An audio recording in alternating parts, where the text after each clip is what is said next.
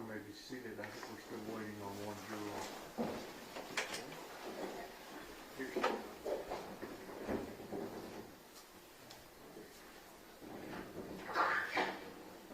Good morning.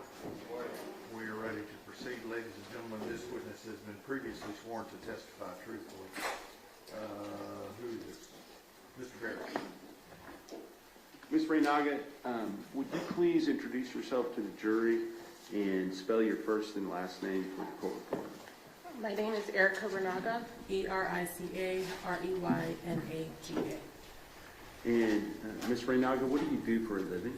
I am a forensic scientist with the Texas Department of Public Safety Crime Lab in Garland, Texas, in the Biology and DNA unit. And how long have you worked there at the Texas Department of Public Safety Crime Lab in Garland, Texas? It will be 8 years in June. And what type of work do you do there again? I am trained to examine evidence for biological materials, as well as the DNA analytical process and DNA interpretation. Within each of these areas, I can issue reports, document my findings, and testify when necessary. And what type of training and education did you have to qualify you for the job that you now hold? I have a Bachelor's of Science with a major in biology and a minor in chemistry from Bowling Green State University, and a Master's in Forensic Science from the University of Central Oklahoma. In addition to that, DPS does have a very extensive training program. It's modular based, so we will start with basic DPS and court proceedings, as well as the readings and our licensing exam that is required by the state of Texas. From there, we will move into our specific training field. I started with screening, and then we, as the years moved on, I added on to that with the analytical and interpretation processes. And with regard to your ability to do your job on an ongoing basis, do you have regular proficiency testing as well? Yes, we are required to proficiency test twice a year. Now, the lab itself, is that lab accredited by some organization? Yes, we are accredited by the American National Standards Institute National Accreditation Board to international and FBI standards. And are they also recognized accredited lab with the Texas Forensic Science Commission? Yes. Now, with regard to when a case comes into your lab, is that case given a specific number assigned to it to help track the evidence through the laboratory procedures? Yes. Can you explain how that takes place? Once the agency brings in the evidence to our evidence receiving section, they will enter they will open a case within our laboratory information management system, and it gets its own unique case number. So for our lab, the first three are letters, so GAR for Garland, because that is where the case originated within the DPS system. And then it will be the year and month, a 4-digit series, and then followed by that is the case for that year, just chronologically, how many cases we've gotten in the year. May I approach the witness, Your Honor? Yes, sir.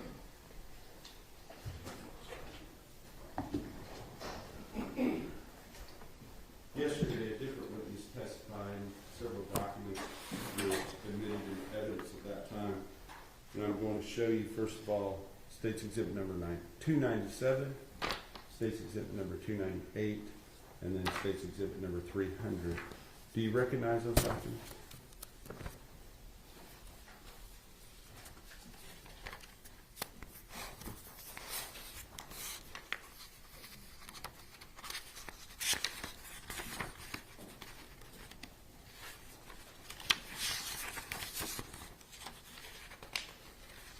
You don't have to look through every page, but just as far as looking at the outer document, does it appear to be associated with the same case that you're testifying on today?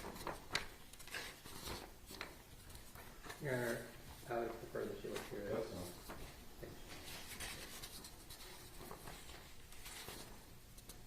it. Yes, these would be the submission forms that was submitted with the evidence, as well as the DNA mail screening and biology laboratory reports that were issued by Jacqueline Ferreira. Okay. And does it indicate on the date in which the case was submitted to the lab there?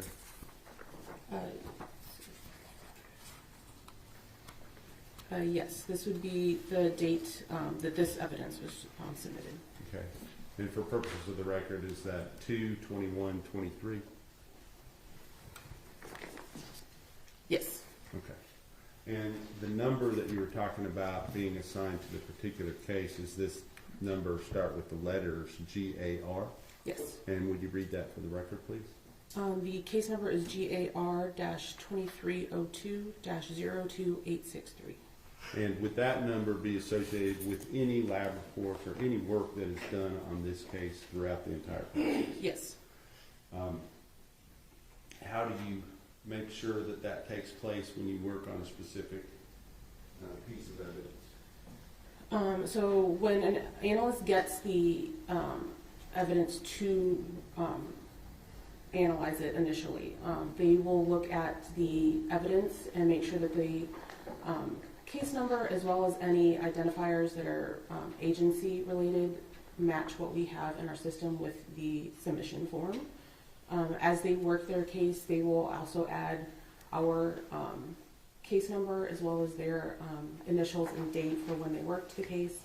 Any samples that are cut or collected will get its own unique item number, and our agency case number will be associated with that as well, and that's through the entire process. So for examination of the evidence, as well as the analytical process and the interpretation process. And so for tracking purposes, if a certain item is given a certain number, and then a sample is taken from that item and then sent further in the process, and maybe that is further divided, how is that documented through the process? So we have an outer item of packaging, say it's 01. Any samples or items within that packaging will be 0101, 0102, so on and so forth. If we collect, say we swab an item from 0101, it will then be 0101AA, and it will kind of go further and further. So swabbing will be one, the cutting that we took for the DNA extraction or analytical process will also be a further number. Okay. And so numbers kind of get long over time as far as what you're looking at, but if you look at those original numbers, you can tell where it came from, what item that came from, correct? Yes. Understood. All right, so as far as you personally, have you ever testified as in the area of DNA comparison and the analytics that go with it? Yes. Here in courts in the state of Texas? Yes. And about approximately how many times have you testified before? About 25 times. And specifically in this case, are you familiar with this case, the GAR 2302-02863 that we just showed the jury? Yes. And can you tell us specifically, is that a case that involves a victim by the name of Athena Monroe Strand? Yes. And a suspect by the name of Tanner Lynn Horner? Yes. And can you tell us, just describe for us what part of the testing process that you took part in? I took part in this case by doing the analytical process for a portion of the evidentiary samples as well as the known samples that were submitted in this case. And what was it? Okay, so you talk about samples and known samples, kind of boil that down for us a little bit more so the jury kind of understands the difference between the two things. Yeah, so evidentiary will be any samples that we collected from the evidence that we received.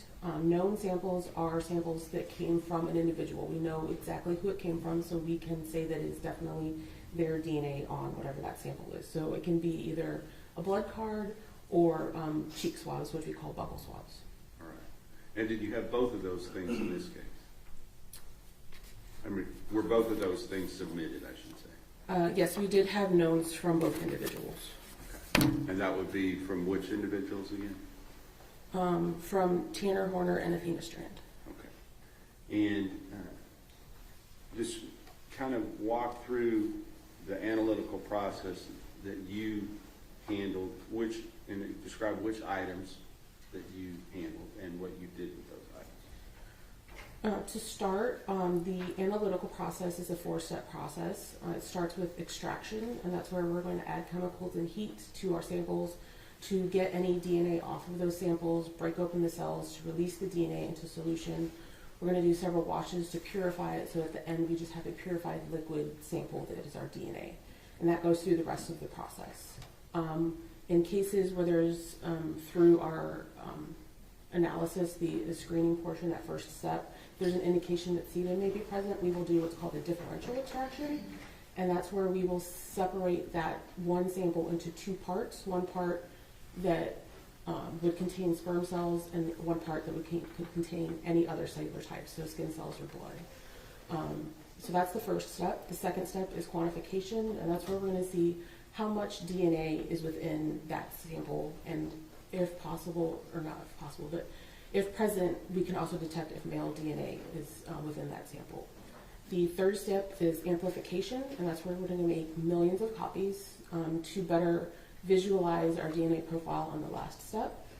And then our fourth and final step is separation, and we're going to put the sample through an instrument that can separate out the DNA strand based on size, and it can give us a graphical representation of the profile. That profile is what is used for our interpretation process. Within this case specifically, I mentioned I did do the knowns for each individual. Okay, hold on for a sec. So you said the knowns, you're talking Yes. about the buccal swabs and the blood counts, is that correct at this point?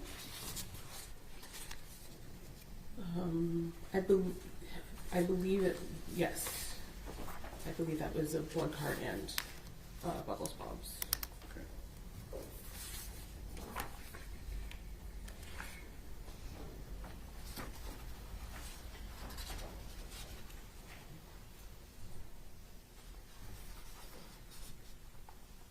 I'm not for sure on the blood card, but it was definitely buccal swabs from Tanner Horner. Okay. On the buccal swab from Tanner Horner, what did you do on that? It would have been that DNA, that 4-step analytical process. Okay. So if it would already have been put into some type of state for you to be able to do what you did, correct? Yes, it would have been cut by the analyst who did the first report. And who was that? That would have been Jacqueline Ferrer. Okay. And then once that tip of the swab is cut off, how much is cut?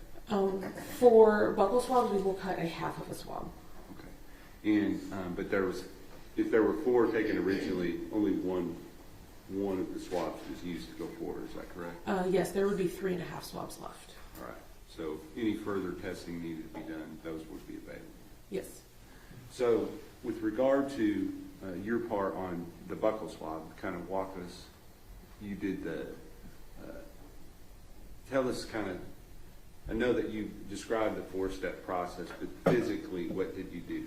You know. So Jacqueline would have cut the sample and placed it into a labeled tube. When it was my turn to, before I would get it, our tubes are verified by another analyst, making sure we have all of the correct samples and that they're in the correct order based on our paperwork before we even start the process. And then once I get it, I will also verify that I have all of my samples, and then I will add for that first step, add the chemicals to start the extraction process. But along the way, I am making sure that all of my samples are in the correct order to match all of the paperwork. Some of our instruments do require a second check by another analyst to make sure that the layout of our instruments are correct. After my entire process, another analyst will review the paperwork that I generated within my batch and do the net data analysis step as well, just to make sure they agree with all of my findings. Okay. And what is the goal with regard to these known swabs? What are we trying to accomplish I don't want to put the words in your mouth, but, you know, what are we trying to develop out of the known swabs, the buccal swab, the blood card? I mean, there's no real difference between the evidentiary and the knowns as far as the goal. We are just processing them to see if there's DNA present, and if there is, to generate a profile from those samples. And that's what I was getting at. So based upon the known swabs, are you able to then generate a specific profile that goes one with the suspect, Tanner Horner, based upon the buccal swab, and then one with the victim, Athena Strand, based upon the blood card? Yes, the samples, the profiles generated from those, we would know came from those individuals. Okay. And then are those profiles used to compare with profiles that are developed off of evidentiary items? Yes, that is our interpretation process. Okay, gotcha. So what other than the buccal swabs, what items other than the buccal swabs did you participate in this analytical process for? The evidentiary samples that I processed in this case were the sperm cell and epithelial cell fraction from the vaginal swabs. Okay. And that would have been something that was submitted and initially looked at by Jacqueline Ferrara, is that correct? Yes. And what would she have done prior to you looking at that? She would have done our male screening process, so taking a small cutting, doing a quick extraction to see if there's any male DNA present. If there is, then we will take half a cutting from each swab, if there's only two, to go through the traditional DNA process. And so was that done with regard to the swab? You did that particular thing with regard to just one of the sets of swabs from Yes. the sexual assault kit, correct? Yes, she would have cut just the vaginal swabs from the kit. And what did you do with that item? You said you processed it like you did the buccal swabs? It went through the differential process that I spoke of earlier, but all 4 steps are the same. We just do them separately from, all the evidentiary samples get done separately from all of our known samples. And if I were to show you, Yes.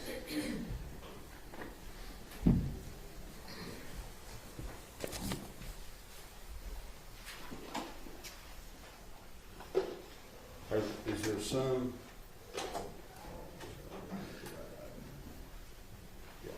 Is there some markings on what has been admitted as State's Exhibit number 270, the same kit?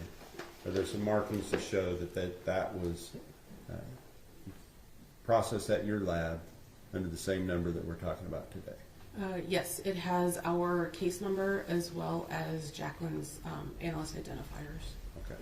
And she would have been the one to take it.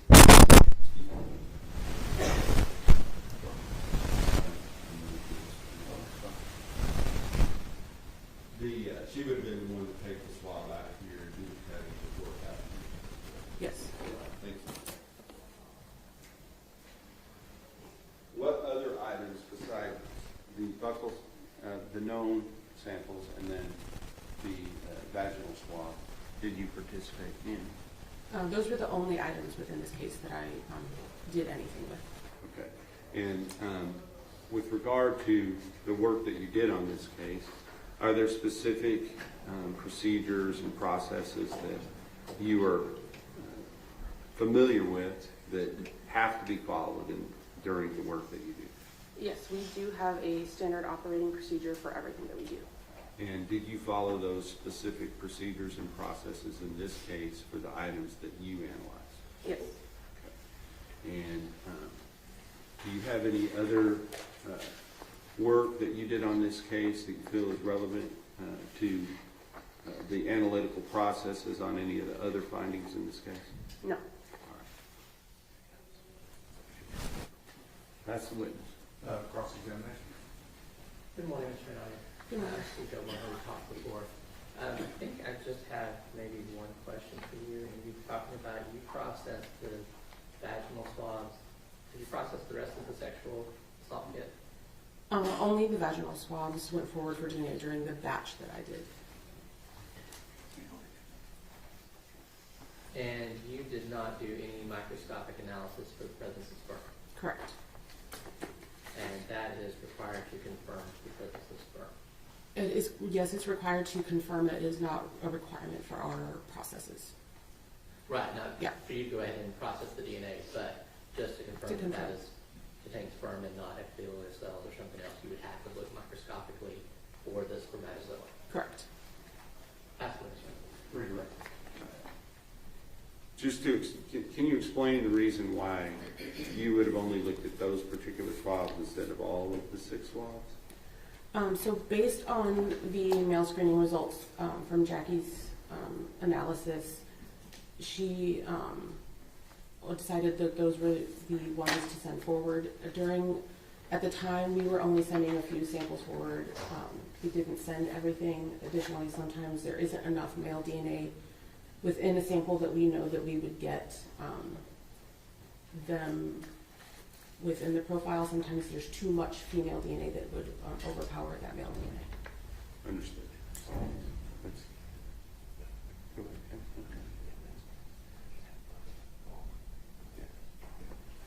And are there, if initially you send some stuff forward, is it able to then make the decision to go ahead and send everything forward that can be tested? That is a process that we can do. That was just not something that we did in this case, and I'm not sure what her results were, if there was anything else that was eligible. Okay, understood. So you're not familiar with what other items would have gone forward, other than what you worked on? Correct. All right. Nothing further, Your Honor. So, you worked on the vaginal swab, that would have been for the April 19th report. Are you familiar with that report? The DNA report? Yes. I'm not sure which report that one would have gone. It would have probably been the first one. It would have been? Yeah. So the first report from Kristen Casoda on the vaginal swabs from Athena Strand, it states Exhibit 299. Has not been admitted yet, sorry. In that report, it's the probability of obtaining a mixture of profile and the DNA came from the victim and one unrelated unknown individuals 2 times. Sorry. I'll slow down. Your Honor, I'm going to object from, if he wants to admit the report at this point, that's fine, but object from reading for something outside of evidence that from a report that she did not issue. Well, let me start with that. That's a big enough for a question. Are you familiar with that report? If the vaginal swabs are on that, I would have done the analytical process for that report, but I did not write the report. Okay. Now you mentioned Ms. Ferrara's report. Sorry? Ms. Ferrara's report, Jackie's report? Yes. On the male screening. Yes. And on that report for the oral swabs, she did not detect the presence of male DNA. I'm not familiar with her report either. I just know what she sent forward for DNA, and that's what I processed. And initially in spring of 2023, that was only the vaginal swab. Correct. That's what she asked.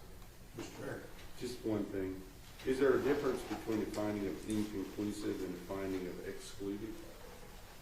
You understand what I'm saying? It says that the detection of male DNA on item was inconclusive. Is that the same as saying there was no male DNA? For what type of report? Well, may I approach you? Yes. Just.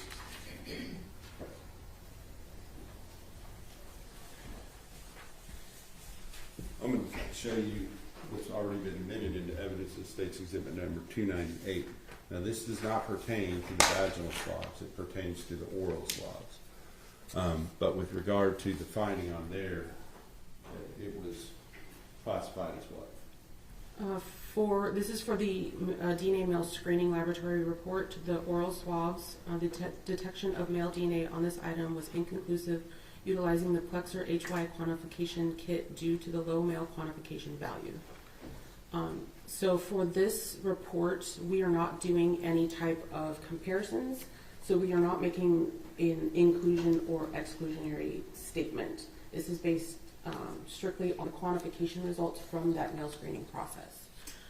So this indicates that male DNA was detected, but based on that quantification value, it was not eligible to send forward for our traditional DNA process. Thank you. No further questions, Your Honor. Mr. Bell?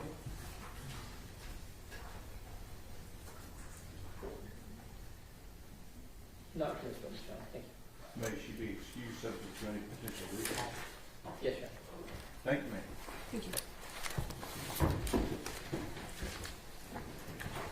State calls Amber Moss. Amber Moss.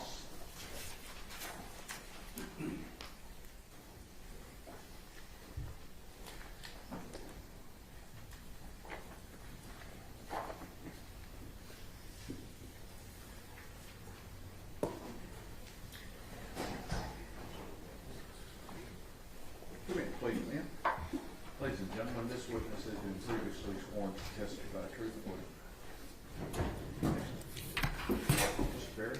Thank you, Your Honor. Ms. Moss, would you please introduce yourself to the jury and spell your first and last name for the court?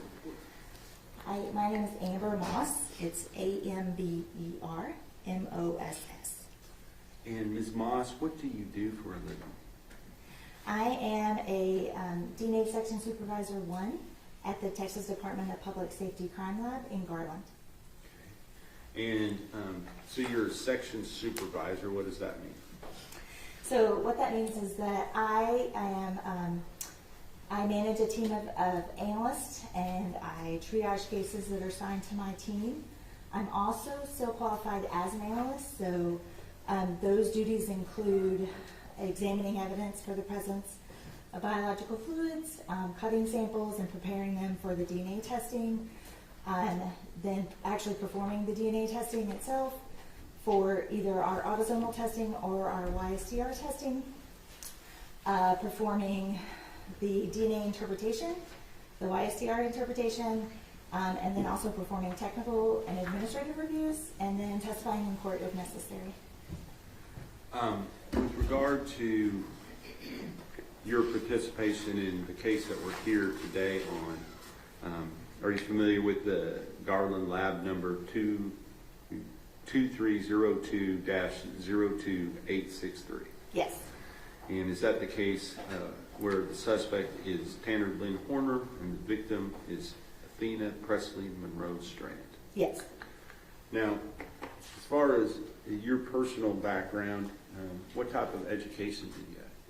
I have a Bachelor of Science degree from Texas A&M University at Commerce, and I also have taken postgraduate classes in population statistics and molecular biology from the University of Texas at Dallas.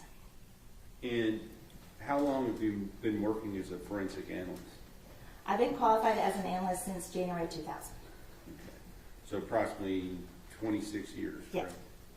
So with regard to the process or your involvement in this case, was it actually as an analyst, or kind of describe what your part was in this particular case?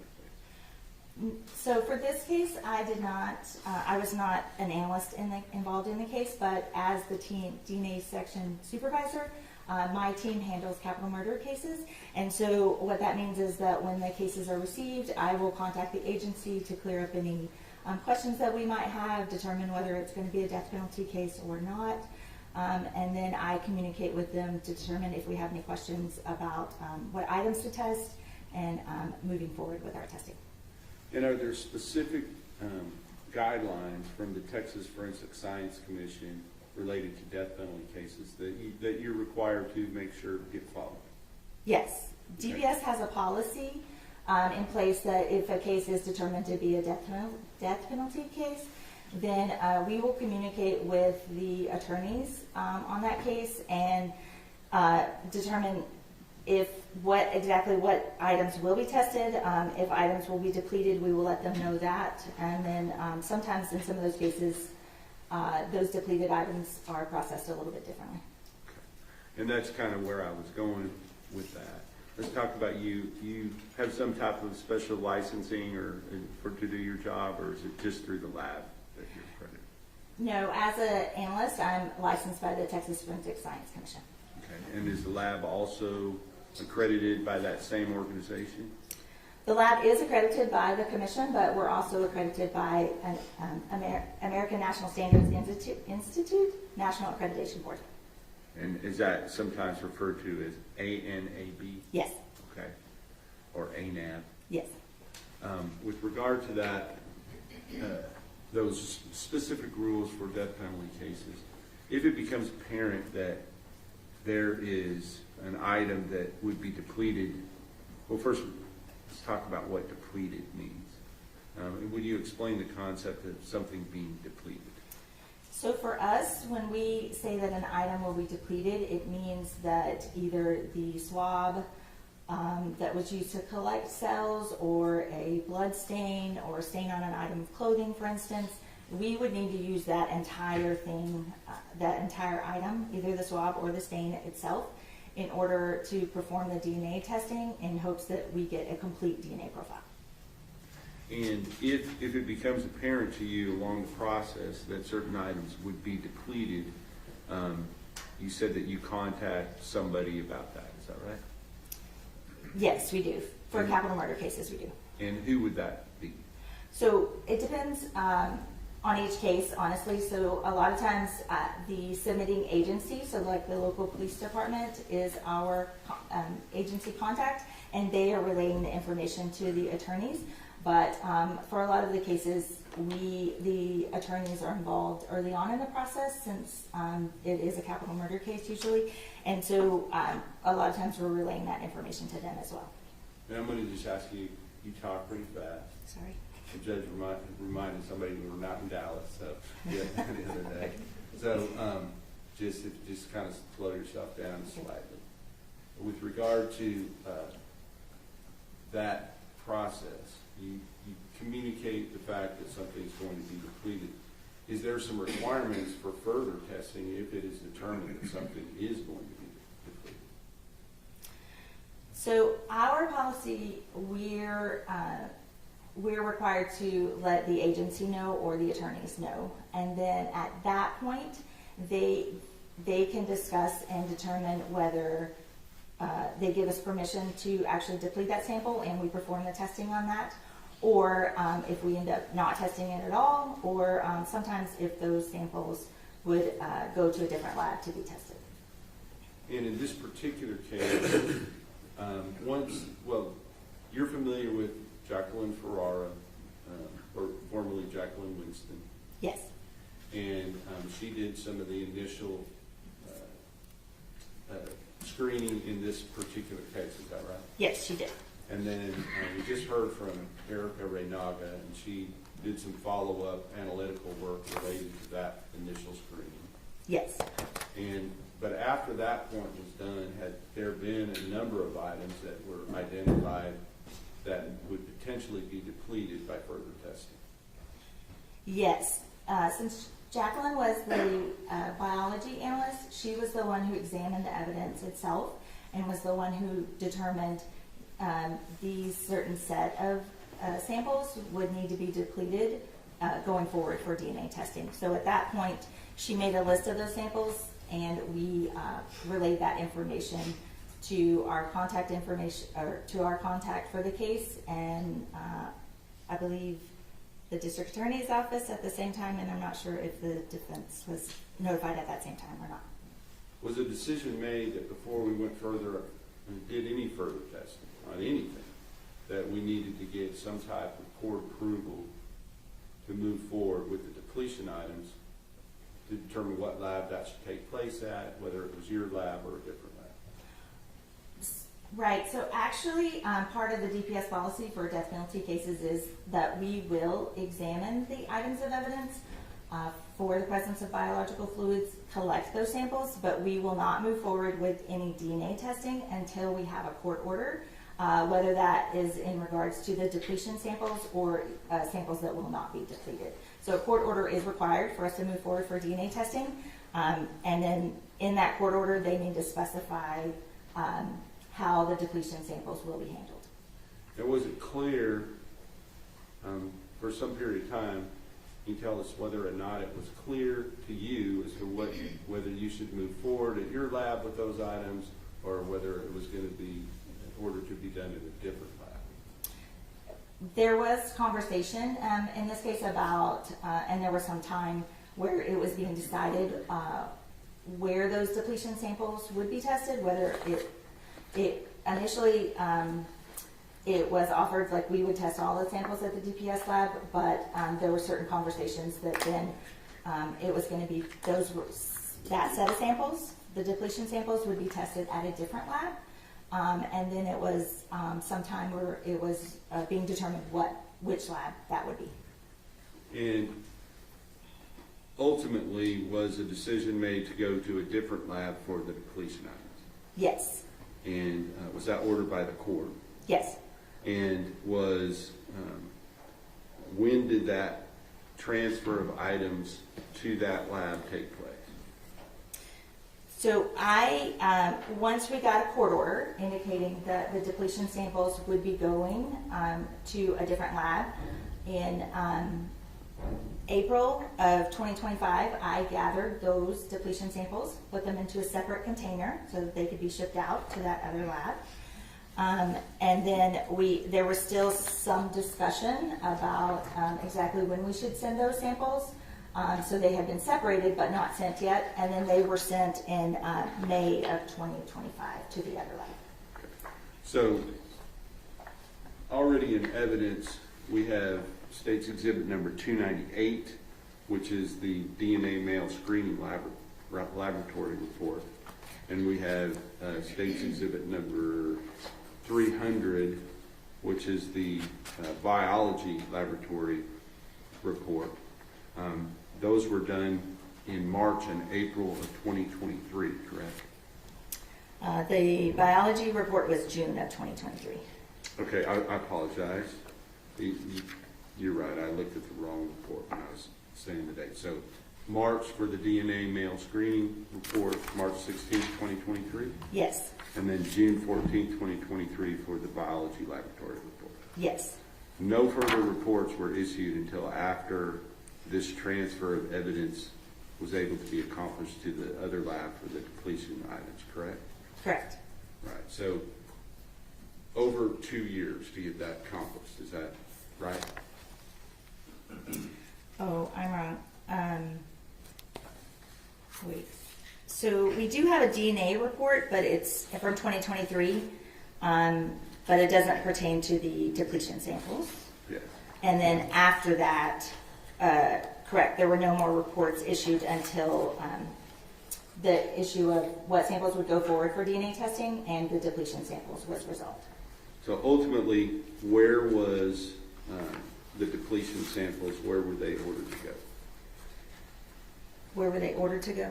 Yes, where were they ordered to go? Ultimately, they were ordered to go to a private forensic laboratory called Bodie. It's in Lorton, Virginia.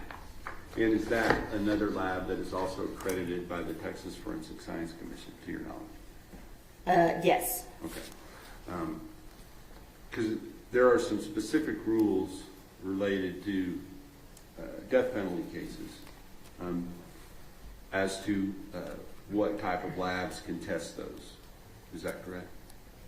I believe the statute indicates that it has to be an accredited laboratory, and I'm pretty sure the statute also refers to the Texas Department of Public Safety laboratory. Yes. But any testing needs to be done by an accredited laboratory.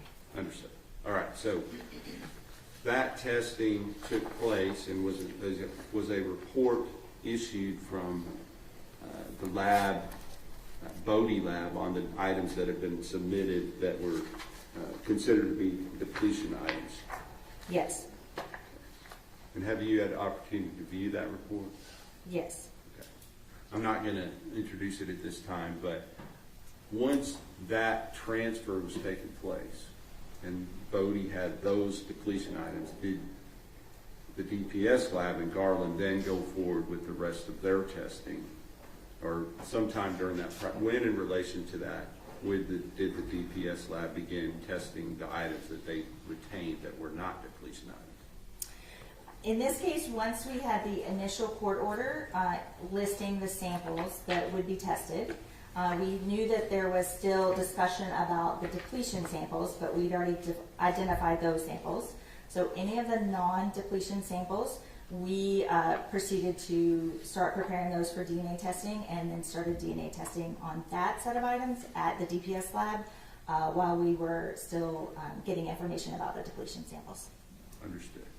So ultimately, it was, what was the date that the final reports were issued here from the DPS Garland lab? The DNA reports, we have a supplemental DNA laboratory report dated September 15th, 2025, a biology and DNA laboratory report dated September 15th, 2025, a YSTR laboratory report dated September 15th, 2025. Can you explain the difference between the regular DNA report and a YSTR report? Yes, so our regular DNA laboratory report, it refers to our sort of mainstream testing. It's our autosomal testing, so that tests for male and female DNA. It just tries to copy whatever DNA is present, human DNA is present on the sample. The YSTR testing is male specific, so it will not pick up any female DNA that's present in the sample. It will only focus on the male DNA present in the sample. And is that YSTR process, is that, for lack of a better word, more sensitive? How does that work? It is a little bit more sensitive, but it's more specific because it's only targeting male individuals, and so it is useful in, it's more of a specialized type of testing, I would say, because it's useful in some samples where you have a high amount of female DNA and a small amount of male DNA, and that female DNA overpowers the male DNA in our normal autosomal testing, and so the YSTR testing allows us to only focus on the male DNA present. Okay. So was there both autosomal, if I call it STR testing and YSTR testing, is that correct, or is that? Yes, that's correct. All right. So was there both types of testing done at the DPS lab in Garland? Yes. And depending on the item in the sample, is that right? Yes. And was there also, to your understanding, both types of testing done at the Bode lab? Yes. There was. Depending on the sample? Yes.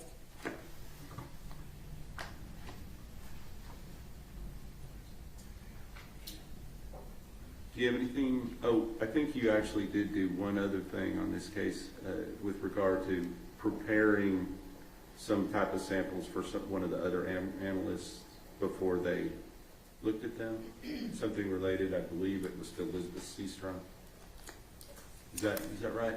Yeah, I could be mistaken about that. Jacqueline was had already left the DPS laboratory when once we were able to get a list of samples that needed to be cut and the court order listing those samples. So Elizabeth Seastrom is a different analyst who actually cut the non-depletion samples to be processed at the DPS lab. I didn't know, as far as, I think it was just separating out which samples she was supposed to be dealing with going forward. No, I just gave her a list, Jacqueline's list, and they were the ones that needed to be depleted were marked, and so she did not cut those samples. All right. And you made sure that everything was clearly delineated as to what went to Bode and what stayed at DPS Garland? Yes. Okay. Anything else on this case you feel is relevant as far as the ultimate conclusions in the reports that were issued in September of 2025? No, I mean, I was involved in the review of some of those reports, but no. Okay. Based upon your involvement in the review of those reports, do you feel like the processes and procedures that are set out in your own internal guidelines as well as the Texas Forensic Science Commission were followed in this case? Yes. Pass the witness, Your Honor. Cross-examination. No question. May this witness be excused subject to any request. Yes, sir. Yes, Your Honor. Thank you. Okay, thank you.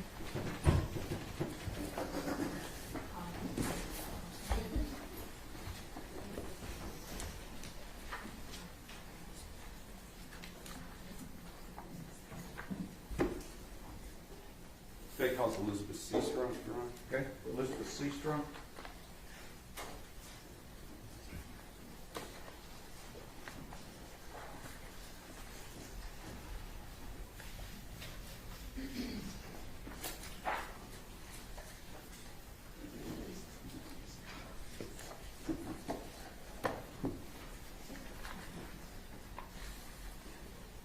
Come in, please, ma'am. Just have a seat. Ladies and gentlemen, this witness has been previously sworn to testify truthfully. Mr. Barry? Thank you, Your Honor. Ms. Seastrunk, would you please introduce yourself to the jury and spell your first and last name for the court? My name is Elizabeth Seastrunk. That is spelled Elizabeth. Last name Seastrunk.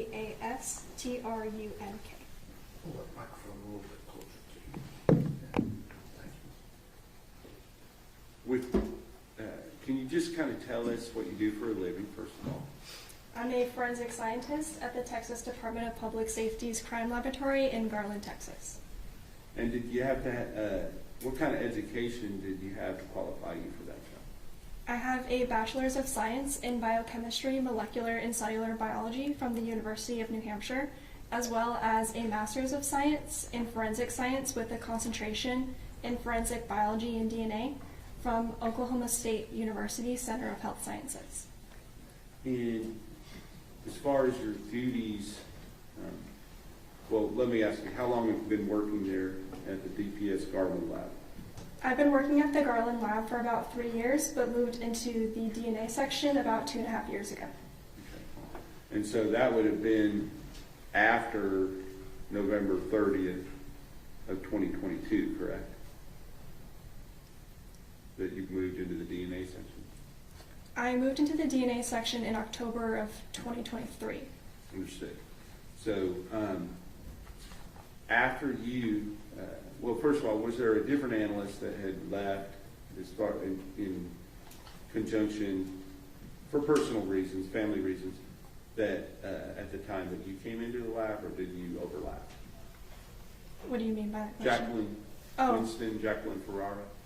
I had moved into the DNA section while Jackie was still there. Okay. And so, but after she left, were you asked to do some work on the case where the suspect is Tanner Lynn Horner, the victim is Athena Strand, and that has a specific Garland case number, GAR 2302-02863. May I refer to my notes? Yes, ma'am.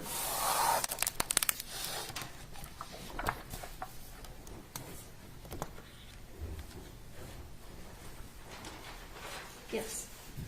So at that time, what were your duties in the DNA lab? I am trained and qualified in serological testing, so that includes testing evidence items for the presence of blood or any potential semen stains. I also collect trace evidence. I prepare samples for DNA analysis. I also write reports. I will review other biology analyst reports and testify in court when needed. And were you asked to process certain samples related to this case as part of your duties? Yes. Now let's talk about your sort of training and background to be able to do those things. Can you just briefly kind of give us a synopsis of that? At DPS, we go through a modular-based training program that includes lectures and readings, as well as us observing a qualified analyst. There's also a period of supervised and independent practices. There's a competency exam as well as written exams. There's a comprehensive oral examination and a mock trial as well. And we go through a period of supervised casework before we are authorized to perform independently. And then all that being completed by the time you were working on this case? Yes. Now, can you tell me a little bit about the specific samples that you were asked to deal with in this case? I was asked to deal with the samples that Jackie had previously cut out from the physical evidence items, or she had taken swabbings of those items. And there was a coin envelope that contained all of those samples, as well as the swabs that the agency had submitted that Jackie had previously tested and retained as well. And then what were you, what was your duties related to those items? I had prepared those samples for DNA, so I had cut my own portion of the stain into a label tube. And for the swabs, I had cut the entire cotton head portion off of the swab head and placed that into a label tube as well. And when you talk about a stain, what are you talking about? The stain is the physical cutting that Jackie had taken from the physical evidence items. So she had identified stains and cut them out and retained them into a Ziploc baggie. And I had retrieved those cuttings that she had taken and cut my own portion from that. So, for instance, if the stain was on a pair of blue jeans, whether it's the suspects or the victims, she would have taken and actually cut that stain out and retained that. Is that right? Yes, that's correct. Okay. And then you came behind her and you cut out a smaller portion of that to send forward for the testing. That's correct. Okay. Okay, what else? And I had cut the swabs that were retained. So I had cut the entire cotton head portion off of the swab stick and then retained the remainder of the swabs. And did you have any further work in this case that was relevant to the actual results that came out in the final reports in September of 2025? No, my role was simply to cut the stains and place them into the label tubes for the DNA analyst. And did you follow all the proper protocols and procedures in doing that? I did, yes. Pass the witness. Cross-examination. No question, Your Honor. May this witness be excused subject to any potential recall. Yes, Your Honor. Yes, Your Honor. Thank you, ma'am.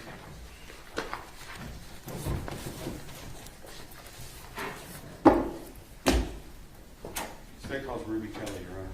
Ruby Kelly. Judge. We can do that, okay? So I'll see you back in 15 minutes, okay?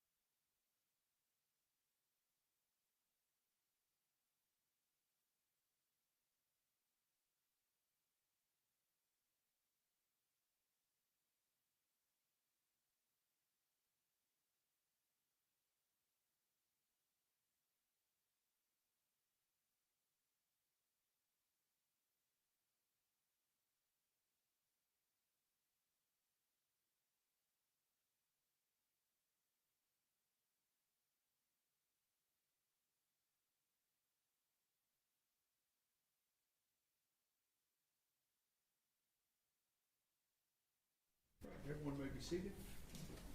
Ladies and gentlemen, this witness has been previously sworn to testify truthfully. Mr. Berry. Thank you, Your Honor. Good morning, Ms. Kelly. Good morning. Would you please state your name for the jury? Ruby Kelly, And would you spell your first and your last name? Ruby Kelly. And what do you do for a living, Ms. Kelly? I am a forensic scientist in the DNA section And where specifically? at the Texas Department of Public Safety Crime Lab in Garland. And how long have you been doing that? About 6.5 years. And what type of background and education did you have to, first of all, be hired to do that job? I have a Bachelor of Science with a major in biology and a minor in chemistry from the University of North Texas, and a Master of Science in Pharmaceutical Sciences with a concentration in DNA analysis and serology from the University of Florida. And I also have a license through the Texas Forensic Science Commission.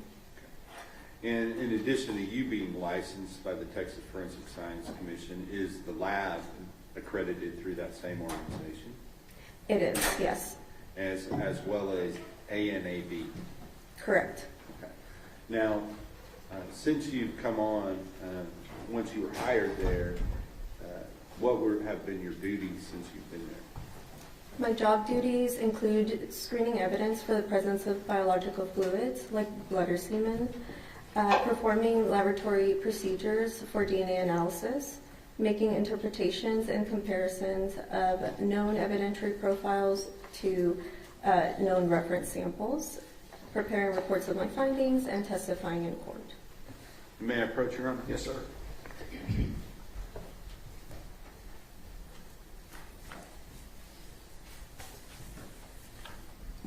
I'm just going to show you 297, and which shows the suspect, the victim, and the lab report number. Are you familiar with that particular case that we're here talking about today.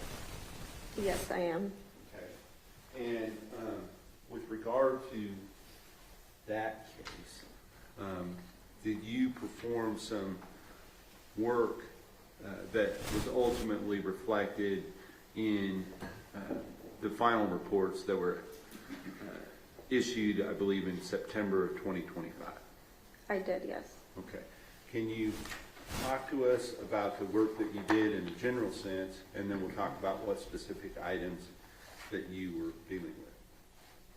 I performed the laboratory procedures. It's a 4-step process that we use to obtain the DNA profiles, and I did this for both our autosomal testing and our YSTR testing that is male specific. Okay. And autosomal, is that sometimes also referred to as STR testing? Yes, autosomal STR. Okay. So there's YSTR and autosomal STR. Is that right? Correct. All right. So you did work on items for both of those.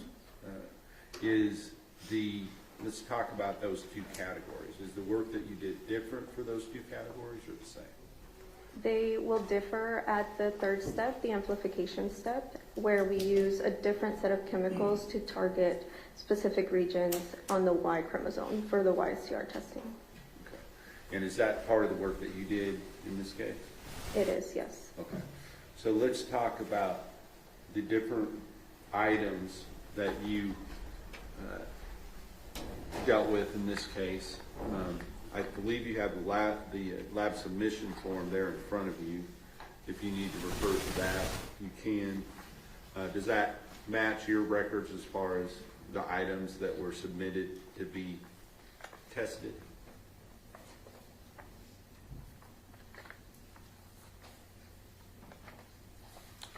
Yes, it does.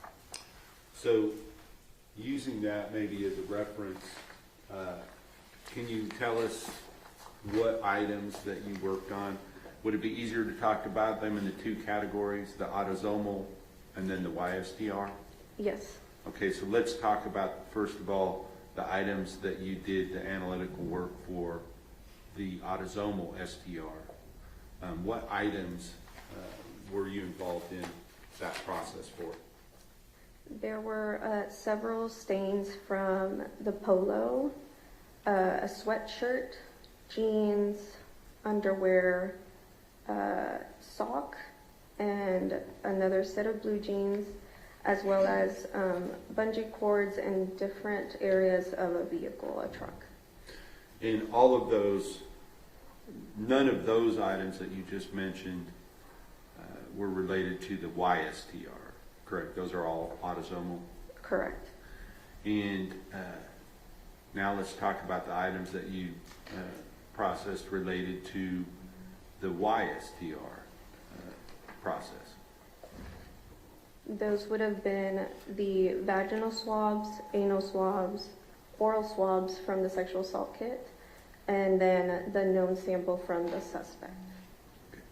And were you involved in the process before or after the depletion had already been separated out? That would have been after. I would have come in afterwards. So you didn't deal with any of the items that were sent to Bode Lab or Bode, correct? That's correct. Only the items that were ultimately dealt with in the reports that were issued in September of 2025. Correct. So you dealt with the swabs from the you said YSTR for the swabs from the sexual assault kit, and what other items again? And then the known reference sample from the victim. Okay. I mean, excuse me, the suspect. The suspect. Okay. And just kind of let's talk about those two items again. What did you talked about the 4 parts and that there's a difference between the two. Is there any additional information you think the jury needs to understand what you physically did in this case? No, I don't think so. Okay. So, do you have specific protocols and procedures that you have to follow in your work there at the DPS lab in Garland? Yes, we do have standard operating procedures. And did you follow those standard operating procedures in this case? I did. Okay. And is your work, this relates not only to you, but to all of the people involved in the process of testing evidence, how is that work verified after your work is done? Does somebody else look at it to make sure you didn't make a mistake? Yes, so after the 4 steps are completed, I put all of the documentation together, and that batch paperwork will go through a technical review by another qualified analyst. And if that ends up being an issue, then are the corrections made and re-reviewed to make sure that there are protections along the way so that there's no inaccurate results? That's correct. If any corrections are found, I would have made those corrections, and then the batch is signed off so that the cases in the batch can be assigned to an interpretation analyst. Okay. And the interpretation analyst in this particular case, what was that person's name? Her name is Kristen Casoda. Okay. And with regard to this particular case, once you kind of just briefly explain for the jury, how you receive your assignment, where you go to get the samples you're going to work on, and after you're done with the work that you've already described, what you do with the samples at that point. Typically, a supervisor will assign the batches to be run, and the samples would have already been prepped. So a small cutting is prepared in a sterile tube, and that tube is barcoded so that we are able to track it through our chain of custody. And it's usually kept in a refrigerated space until I am ready to start my process. And then once you get done with the process that you are doing, what is the state of the evidence at that point? So the results from my process, we will retain the DNA extracts frozen so that they're available for any future testing. Is there anything else you feel like you did in this case you feel would be relevant to the ultimate results that are contained in the reports in September of 2025? No, I believe we've covered everything. Thank you. I'll pass the witness. Cross-examination. Good morning, Ms. Kelly. Good morning. Good to see you again. I have just a couple of questions. Now, Ms. Casoto was the interpreter, correct? Correct. And that's the person who would make any kind of subjective decisions about the analysis. Correct. And that would be things like what is an artifact, what is not, that sort of thing. Well, I would have sort of done that as well. That is the last step where we use a software tool to visualize the DNA profiles, and I evaluate each profile before giving that final copy of it. So can you tell me more about that, the parts of your process that involve you making a determination rather than just following a protocol? So that part is still in our protocols for me to do. It's called data analysis. So once we obtain the data from that final step, I will go through each profile as well as use a profile comparison tool to compare all of the profiles in the batch, make sure there was no contamination, and verify that the positive and negative controls that are included also worked correctly. So does that include, and I know most people aren't familiar with this, and I'm not super familiar with it, but how you have the printout that shows where the alleles are, and it's really like a gray fuzzy line, right? Is that part of what you do is determine is this an actual marker or not, or is that wait for Ms. Casoto? Right, so the DNA profile, it looks like sort of like a graph with peaks, and sometimes there could be peaks that might be at the baseline level and could just be noise. So if the software is calling that a real peak, it is my job to go through it and evaluate and ensure that it's either marked off as an artifact or it remains as a real peak. Yeah, so that's not just left up to like the computer. There's actually a human being that is involved in interpreting DNA. That's correct. That's what it's right. With regard to that, is there other human beings that are involved in checking those results and making sure that they are accurate through that process, both technically and subjectively? Yes, that's correct. So the technical reviewer who would have reviewed my batch paperwork is doing the same thing I am doing, as well as Kristen later on in the interpretation process would have also looked at each profile separately. Thank you. No further questions? Mr. Goldberg? And that would be kind of where it would end, is with Kristen and whoever's doing her reviews. Correct. After Kristen is finished with her report, we also have another set of technical review and another administrative review before that report is issued out. Pastor? Nothing further, Your Honor. May she be excused subject to any potential recall? Yes, sir. Thank you, ma'am. Thank you.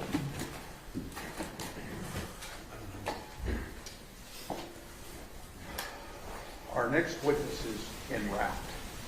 So, gonna have to make a signature room, and as soon as he gets here, we'll bring you right back in. I don't know how long it'll be, so bear with me, okay?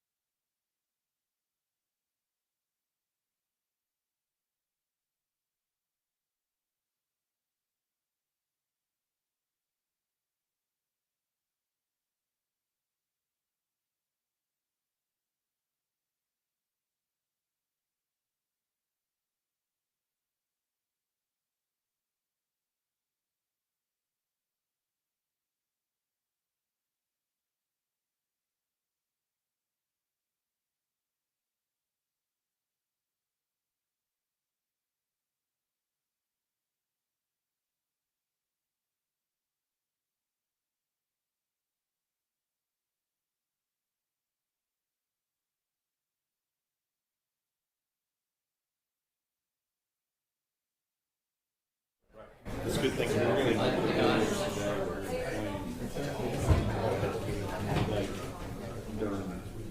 he's going to testify.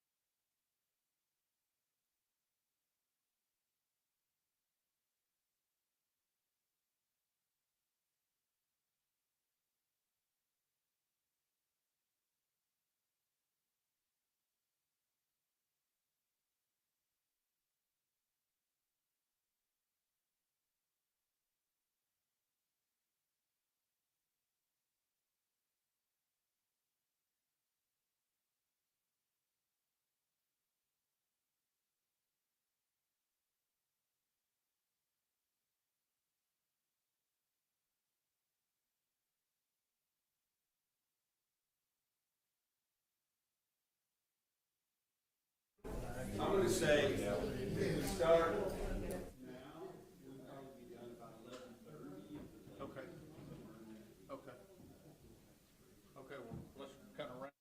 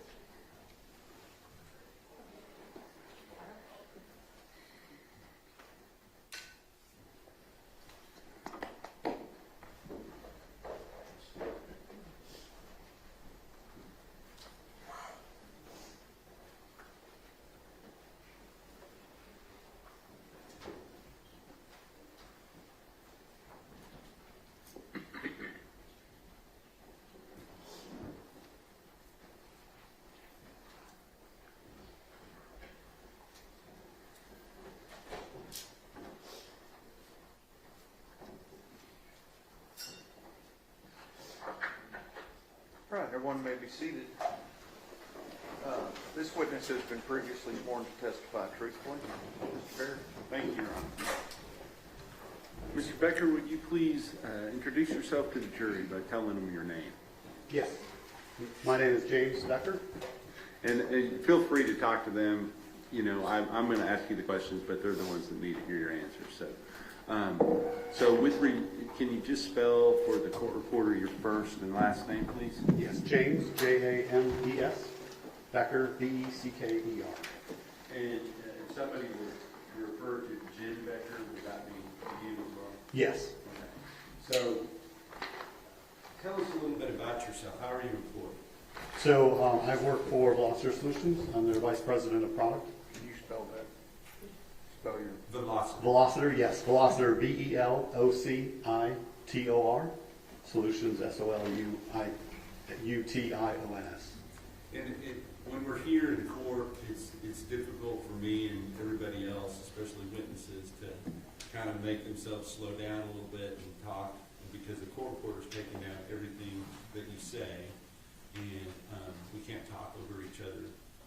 So we just kind of focus a little bit on doing that as we go through this process. Is that all right? Yes, sir. All right, thank you, sir. Now, with regard to Velocitor Solutions, what do you do for that company? So I am the Vice President of Product. So I guide our product strategy, including our software, which would be mobile applications, and our web platform, and then hardware integrations to go alongside that. All right. And tell us, how long have you been working for this particular company? I've been with Veloster Solutions for 15 years. And were you there at the beginning of this company, or were you hired by this company after it was already? I was hired by the company after. Okay. And so, since you've been employed there, has the company grown both in scope and also the different things that they do? Yes, sir. Yes, we've grown in scope from our products to the hardware we work with to the employees we have and customer base. And talk a little bit about that. Talk about the company itself, kind of what are the different things you do, and how many people work for you, that sort of thing. Yes, sir. So Veloster Solutions is a mobile software company. We develop mobile applications for customers with a mobile workforce. Company's been in business for 26 years. We have our main product is eTrack, which is our fleet management driver safety platform. We also have another product, Field Services, which is our mobile field software for, could be delivery, sales, or service in the field. And then we have some other minor product lines to go along with that. And as part of the software that you offer to these fleets for mobile tracking, do you also, is part of what you offer to them, cameras that go along and utilize the software that you're talking about? Yes, sir. In addition to just being a standard type camera, are these something, what do you call the camera, the actual device that you use in the vehicle? So it can be referred to as a dash camera. In this program for FedEx, it's a VEDR, Video Event Data Recorder. Okay. So if I call it a dash cam or a VEDR, it's the same thing in your mind? So, Yes, sir. Does that do more than just record video? So the device is designed to start recording, turn on when the vehicle is turned on. It will record forward-facing video and driver-facing video. The onboard device will have a storage card. In this case, the device has a storage card that is capable of storing 40 hours of video, and then it will overwrite sequentially. The device sends up GPS breadcrumb with a cellular radio that's embedded inside of it. Okay, so you're going to have to slow down there just a little bit. Okay, so let's talk about what you mean by GPS breadcrumb. Yes, sir. So it's the latitude and longitude of the device. So it has a GPS radio and antennas that'll connect to GPS satellites to determine its location, along with a cellular radio to communicate that data via the cellular networks to our cloud. Okay, so embedded within the camera, you said there is a cellular device that communicates with the cellular network. Is that correct? Yes, sir. Right. And because those breadcrumbs, why do you think they call them breadcrumbs? Or do you know? I don't know that I could answer that question. But if I mean, it's from the tail of dropping breadcrumbs to find your way back. So, does it create a trail that you can then follow to determine somebody's movements later? Section leading, Your Honor. Go ahead and finish the question, and then don't read your Well, witness. I'll rephrase. You said from the story about dropping breadcrumbs, what was the purpose of dropping the breadcrumbs? so you can retrace your steps. Right. And does the breadcrumbs that you're talking about allow you to do that? Yes, sir. Okay. So, does it also have certain things that you potentially call events? Yes, sir. And can you explain what you mean by events? Yes, the device contains an accelerometer, which will detect G-force for events such as hard brake, hard turn, hard acceleration that are set at a threshold.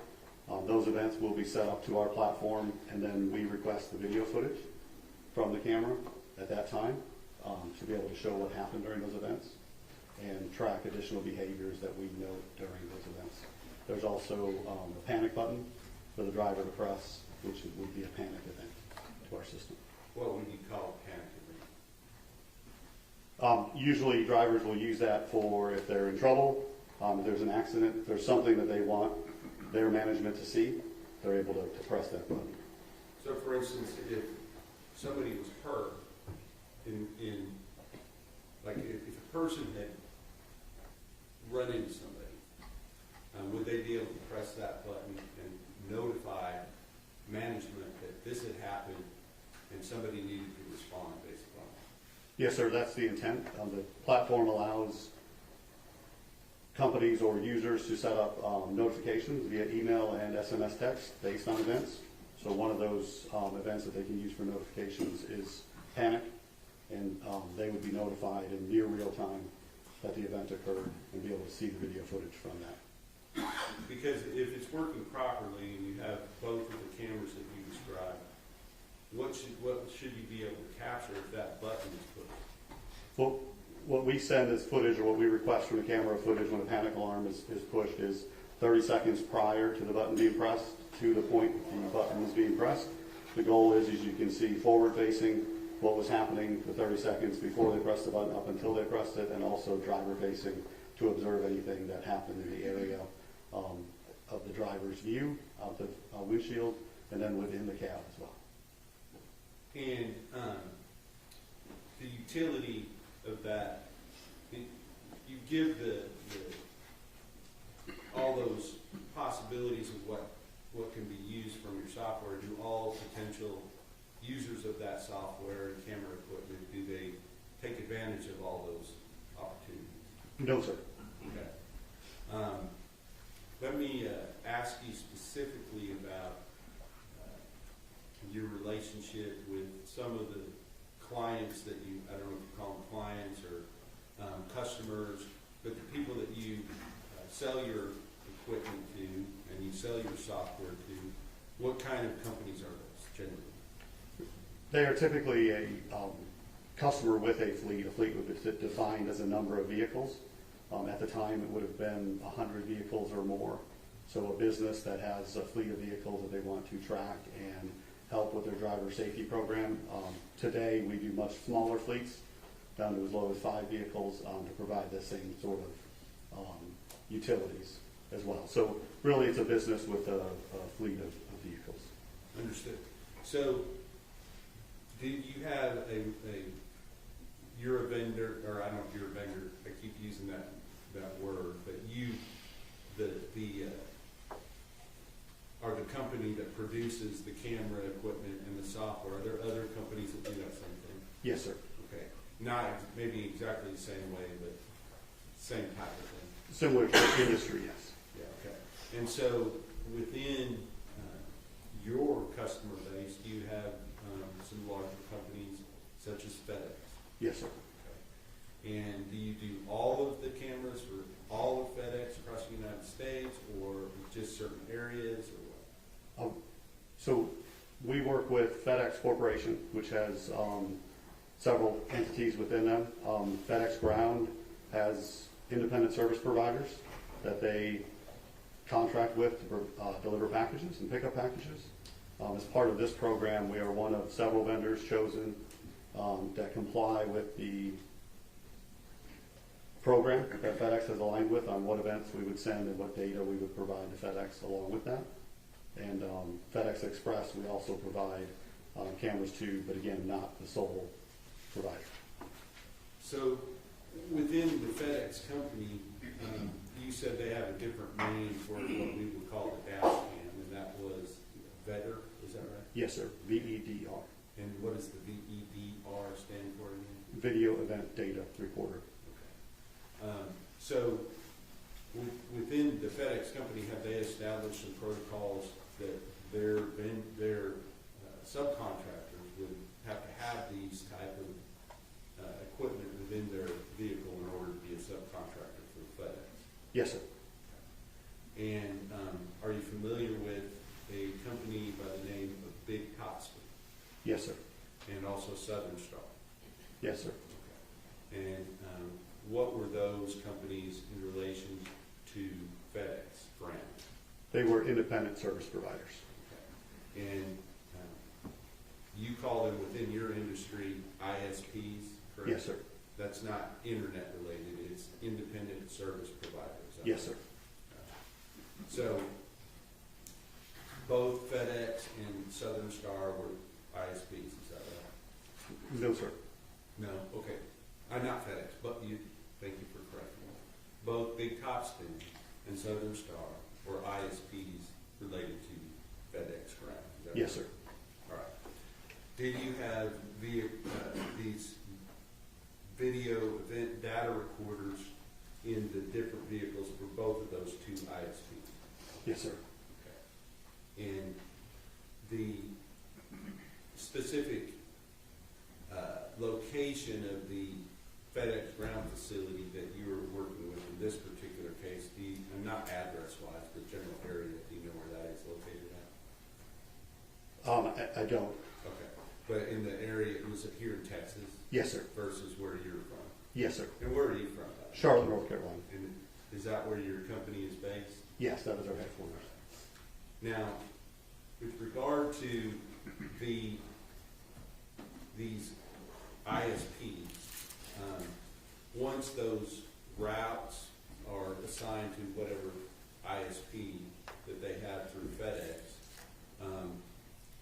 are they essentially independent from FedEx as far as who oversees their drivers and their vehicles? Objection, Your Honor, I'm not sure this is within the scope of his knowledge. I'll let him answer it if you know. And I would say it's my understanding that the management of those routes is the independent service provider, whether it's the owner or a business manager under their staff. Now, under your contractual relationships with these ISPs, who owns the camera? The ISP.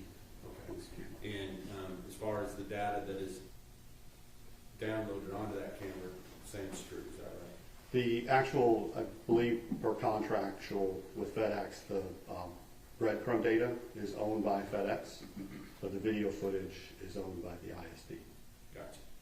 So with regard to that, the driver doesn't have any ownership interest over any of that, correct? No, sir. All right. They're the ones that the data is being recorded based upon what they're doing with the vehicle at the time, is that right? Yes, sir. Okay. So I want to talk to you about the specific date of, I believe in your case, it would be December the 1st of 2022. Do you remember that day? Yes, sir. Why is it that you remember that particular day? I was in a meeting, and our customer support manager came into the meeting and asked for my assistance because they had a law enforcement call and they were not sure how to handle it. So tell us what you did next. I went to our customer support center, to the agent that was taking the phone call.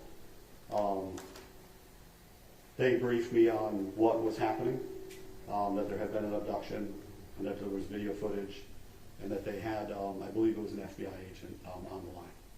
Okay. Now, before we go in any further down through what happened next, I want to ask you, are you familiar with the product, the V-Track product, and how it works? Yes, sir. Okay. And let's talk about that for a moment. What kind of information, just from the video itself, if you're watching a video off of one of these recorders, what kind of information would be available to you other than just what you're seeing on what's being videoed? What kind of things are you going to be able to see? So the video includes an overlay that contains the serial number of the camera. It will include a timestamp in UTC or GMT time. It will include the speed of the vehicle and then the GPS coordinates as they're updated through that video footage. And so, as you're watching the video, will you see the speed change based upon what the driver is doing? Yes, sir. What else would be changing as it's going on? The time will change as it goes on, and also the GPS coordinates. Okay. And with regard to the time, is that time in a specific time zone? It is in UTC or GMT. They're the same. All right, so just for purposes of the record, is UTC universal? Coordinated universal time. Coordinated universal time. Yes, sir. All right. And then GMT, what is GMT? Greenwich Mean Time? And are those the same? Yes, sir. Okay. And with regard to that time of year, specifically late November, early December of 2022, what would be the difference in time between UTC time and the time here in Texas, Central Standard Time? So here will be 6 hours prior to UTC time. Okay. And the way that that's noted often is like UTC -6, is that right? Yes, sir. Okay. So if UTC time showed 23 or 11 p.m., you would have to back that up. You subtract 6 hours from that, and that would be 17, which Yes, would be what time? 5 p.m., sir. 5 p.m. Okay. So just so that's understood that what you're watching, the time's not going to be exactly the same as it is here, but the reason is because of what? The reason UTC time is used is it doesn't change. We don't have the daylight savings time. You don't have time zones that a vehicle could cross. So that way it's a coordinated time that can be seen through footage. And based upon your knowledge of the software, if you're able to examine a specific camera, specific downloaded storage device from that camera, are you able to tell whether or not you believe that is operating correctly and capturing the time correctly based upon the event data and everything else that goes into the video event data recorder other than just the video itself? We would use additional items on our platform where we have the owner's time zone, which helps us determine that offset from UTC time. And were you asked to, let me ask you, how are you able to get video off of the video event data recorder? There's 3 ways to obtain video footage from a FedEx camera. The first is through a cellular connection to download a video clip from the platform. At the time, our platform offered 30-second video clips. So you do a manual download, you find the time that you're downloading, and you choose to download and you wait for that video to be downloaded through the internet. Another option is to remove the storage cards and use a proprietary tool to play that footage, and you can export that footage. The third option is you can attach a USB drive to the camera itself and connect to the camera with the manufacturer's application and download that footage as well. Now, what type of storage device is maintained within this video event data recorder? It was a standard SD card for that model. And when you say a standard SD card, a lot of people know what that is, but some people don't. So can you describe it, please? I say standard meaning the size. I don't know how to describe an SD card, but Today, there's micro SD cards and there was mini SD cards, but this was a standard SD card, approximately 3 inches wide by 1 inch and maybe a 1/16 of an inch thick. And were you asked to access remotely some footage from a particular vehicle? Yes, sir. Okay. And did that particular vehicle relate to a particular driver? Yes, sir, it was a driver. Okay.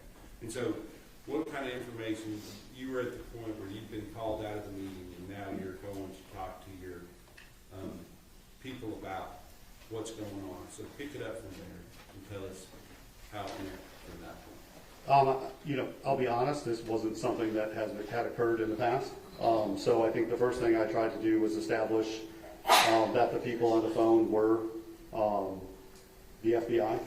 I remember asking them if they could send an email so that I could verify their email address to determine that.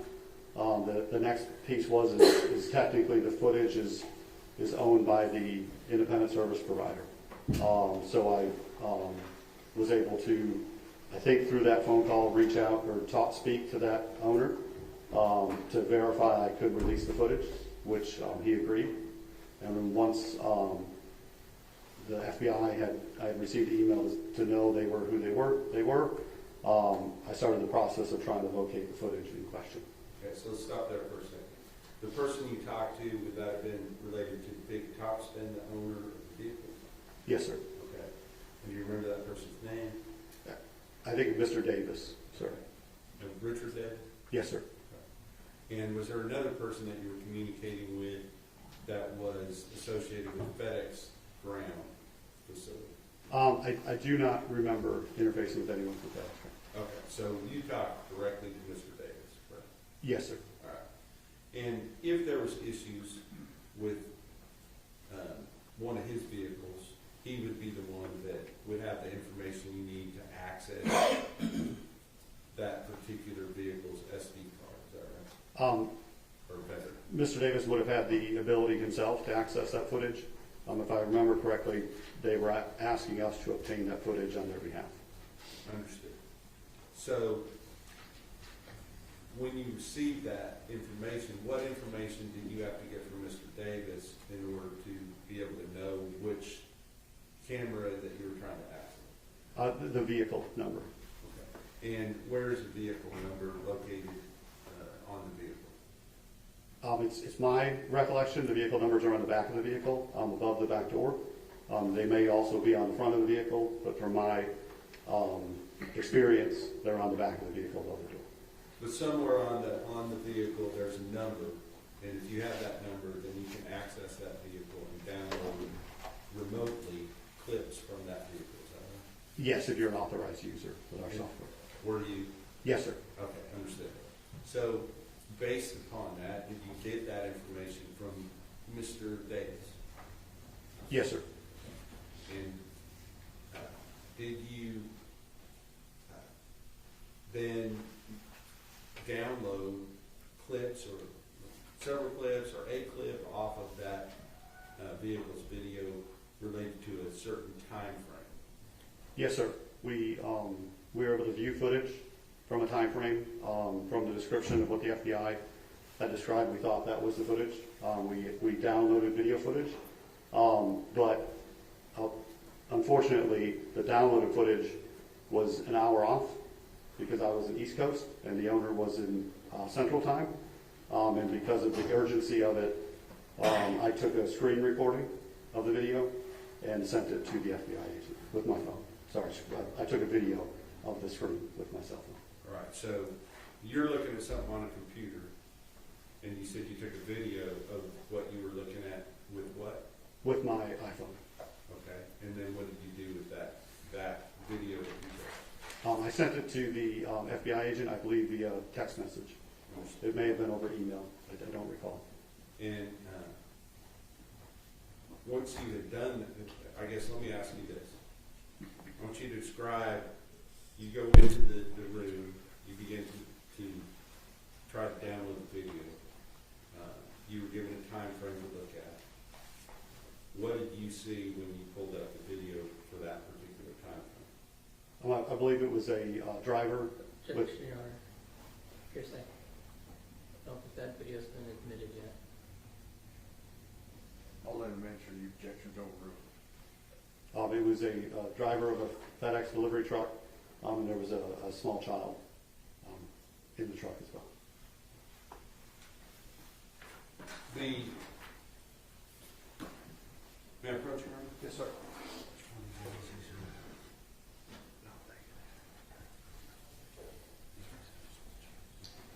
All right, so based upon that, what you saw, kind of what's going through your mind at that point? I don't recall. I mean, I think panic, to be honest. That's why I was having trouble downloading the actual footage, and the urgency from the FBI agent on the phone for them to be able to see what I was seeing. And is this, what date, if you remember, is this taking place on? I believe this happened on December 1st. So this would be Thursday, December 1st, one day after Wednesday, November 30th, 2022, is that right? Yes, sir. Okay. So once you send that video, did you stop there with what you were doing? On that day, yes, sir. Okay. So did you do anything else with regard to doing any research related to this particular situation? So on the following day,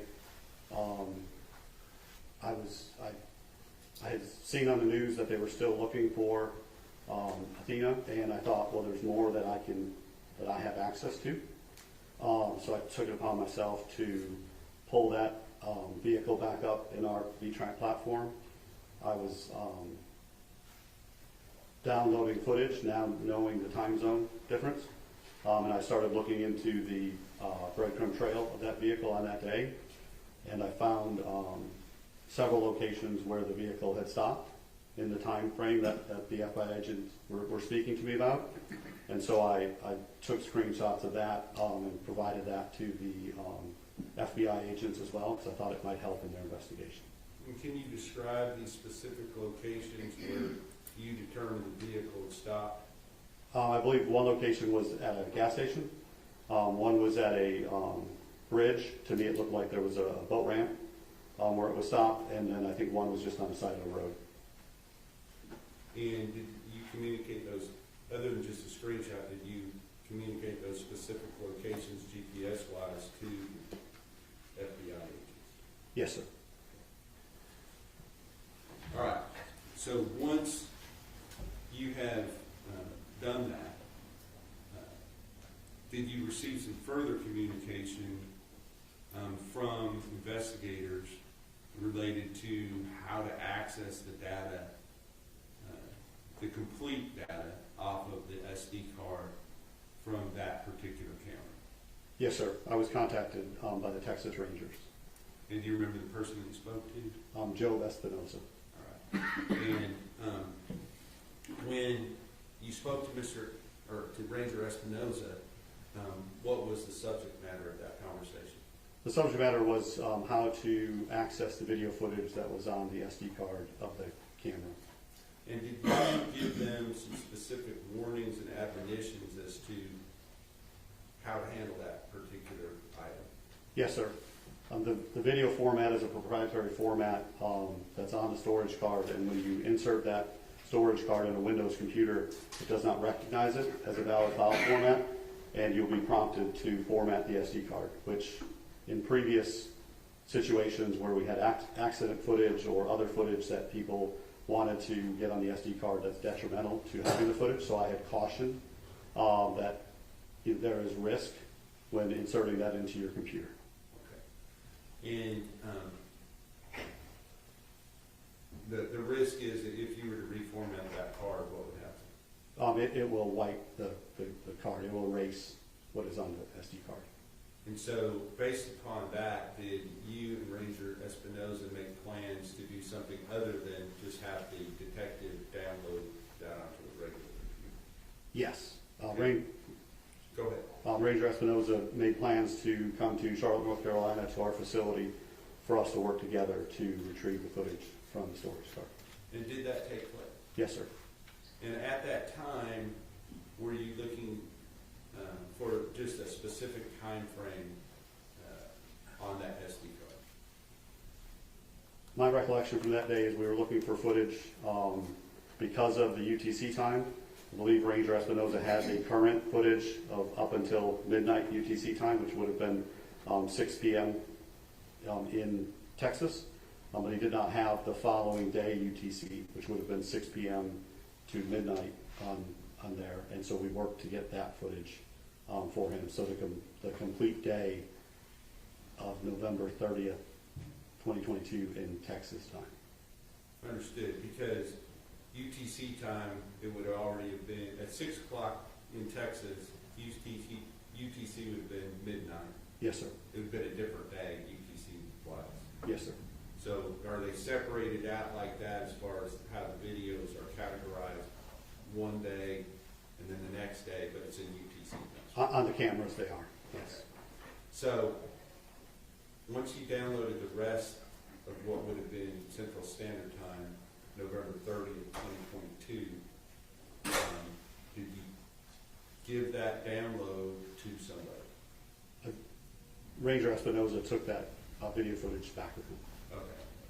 Now, were you then contacted later to actually come to Texas to re-examine the SD card with the defense experts present to make sure that the complete download of everything related to the defendant that was on that SD card could be recaptured? Yes, sir. Can you just kind of explain the process of how that took place and what, if any, special equipment you brought with you in order to make that happen? I brought with me one of the cameras. It's an older model camera that we do not sell anymore, but we had some. They have power supply because these are usually plugged into a vehicle, so they run on 12 volts and not your standard 110 in an outlet. So a power supply to be able to power that camera so that we could insert that SD card in that camera and use a USB drive to be downloaded directly from the camera to the USB drive. I'm focusing on the day of November 30th, 2022, Central Standard Time, so that would include part of both days, UTC time.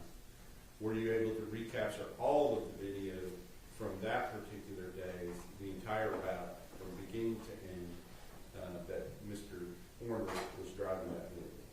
We were able to recover all of the video that was on the SD card from that day or days from the camera. I do not recall if there were any breaks where the camera may have turned off. Okay, understood. And let's talk about that before we ask anything else. Are there parameters as to when the camera will turn off in relation to when the vehicle is powered down?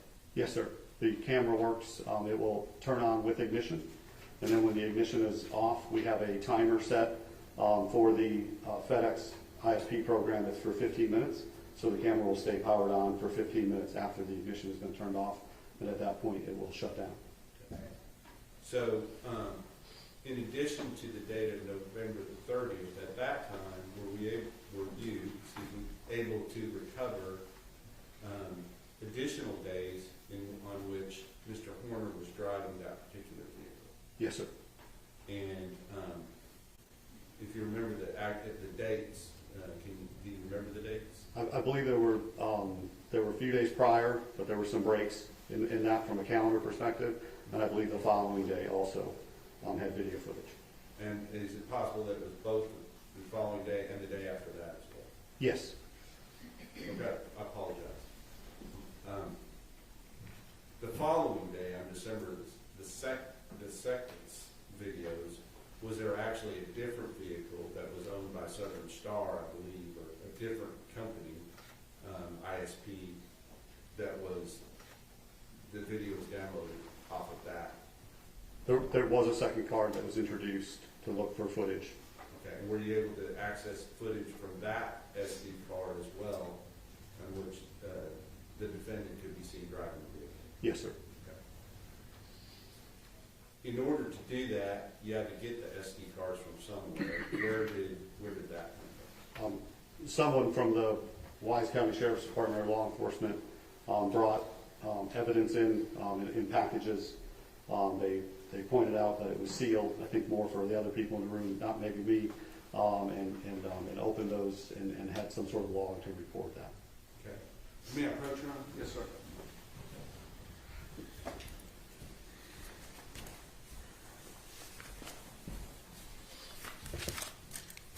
I'm going to show you two items. First is, do these in order of the exhibit. First is State's Exhibit 95, and the second one is State's Exhibit number 116.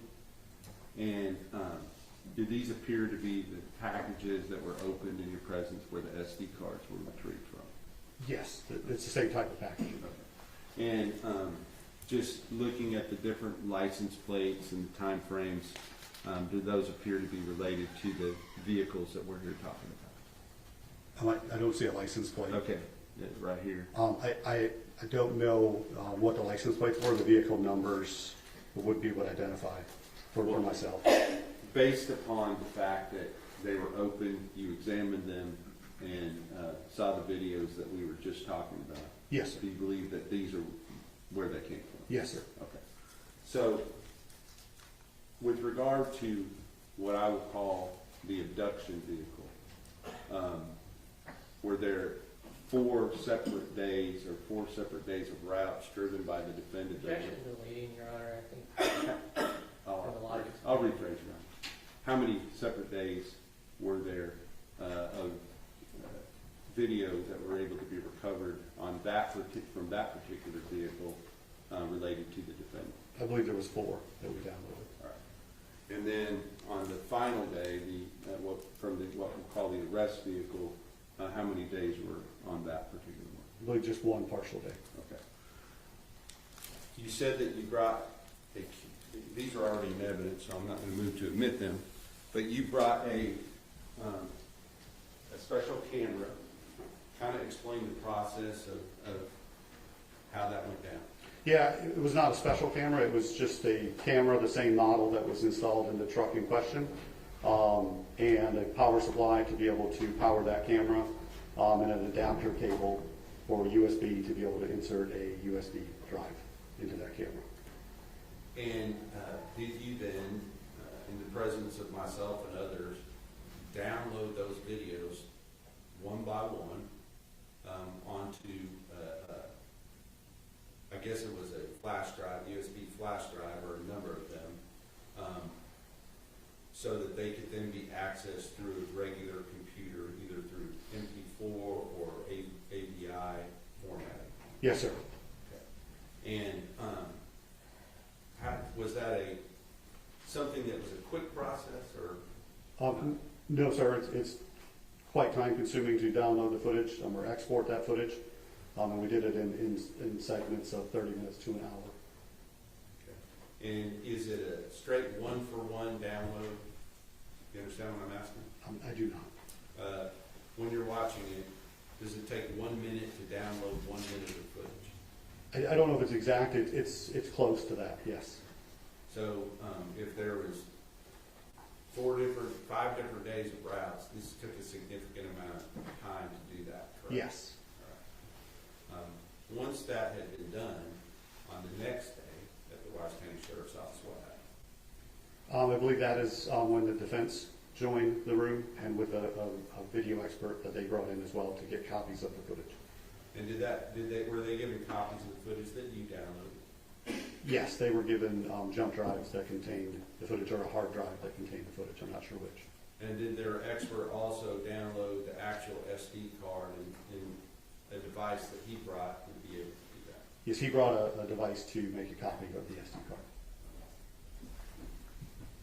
Do you, based upon your expertise related to your own software and hardware that was accessed in this case, do you have an opinion as to the validity as far as the information, other than it being off by 6 hours because of UTC time, coordinate-wise, time-wise, and speed-wise? Do you believe that that video event data recorder was operating correctly? Yes, sir. and that it was capable of making accurate recording, Yes, sir. and that it did in fact make an accurate recording on each of the days that was downloaded. Yes, sir. Your Honor, can we approach? Yes.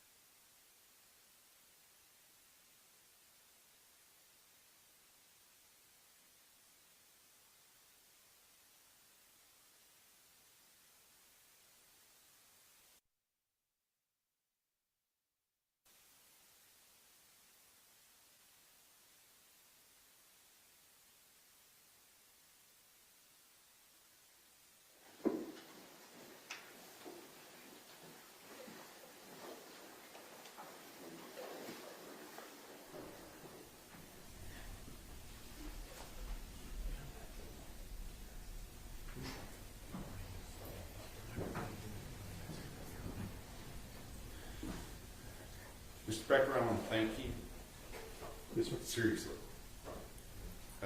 for what you did in this case. And I pass the witness. Cross-examination. Yes, sir. Morning, Mr. Becker. Good morning, sir. Good to see you again. I have a few questions for you.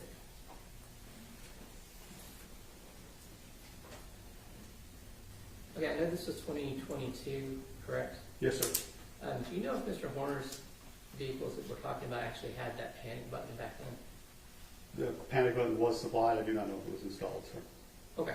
I just didn't remember us talking about that in your prior testimony, so you don't know that his vehicles had a panic button. I do not know. Another thing, earlier I think you testified in response to Mr. Gray's question about Southern Star being an ISP for FedEx. I don't think that's correct. Do you think maybe they were an ISP for Amazon? I'm not sure, sir.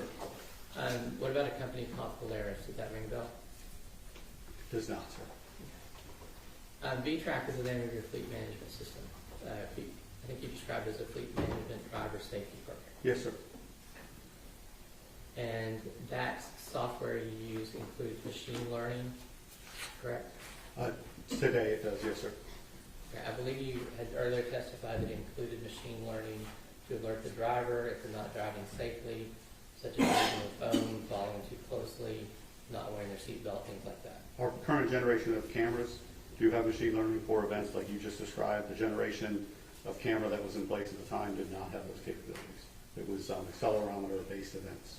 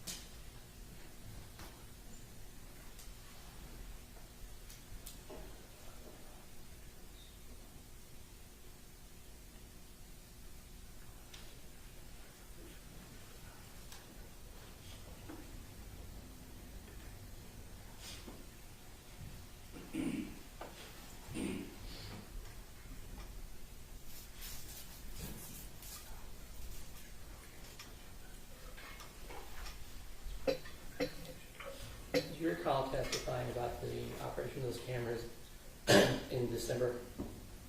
I'm sorry, can you repeat the Do you question? recall testifying about the operation of the cameras in this case in December? I can't recall specifically if that was a question I responded to or not. Do you remember when you described the EDRs, and what does that stand for? video event data recorder, sir.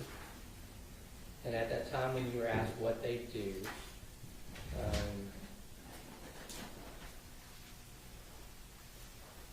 talked about them recording events.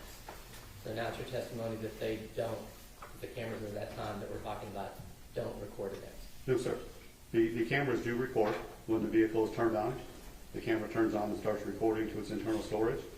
It then will stay on until 15 minutes in this case after the vehicle is turned off. It will send, that camera in particular, sent events such as hard brake, hard turn. That camera had the functions to be able to send events for hard brake, hard turn, hard acceleration. It just wasn't the expanded set of events that we have in products today.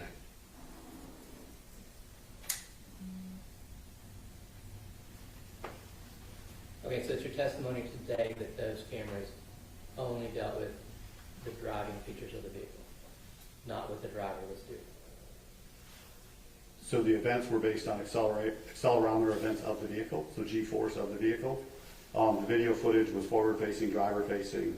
As part of the FedEx program, we have a video review center where when those events are retrieved, we review those events and we mark for behaviors. And some of those behaviors are driver-facing behaviors. As an example, if a driver was using a phone and a hard brake occurred, we would mark that hard brake event as driver using the phone. So, but even then, it was sending that data to the cloud. The device would send an event and our cloud retrieves a specific time based on an event. So for events, the standard is 6 seconds before and 6 seconds after the event, so a 13-second clip. But as an example of a difference would be a panic event, we do 30 seconds before up until the event. Okay, and the purpose of that, making that 13-second clip, is so that the ISP or whoever your client is can review those clips. Yes, the clients can see what was happening before the event was triggered and after a short period of time. And I believe you testified for so that they could do any kind of rating or any kind of coaching they needed for the driver. I'm sorry, can you repeat that? They could do ratings or coaching of the driver based on that event. That is correct, sir. And FedEx is a client of yours? Yes, sir. And you provide FedEx with these visual event data recorders. So FedEx does utilize our video event data recorders in some of their vehicles. Yes. But FedEx requires their contractors, their ISPs, to use these VERs. Yes, sir.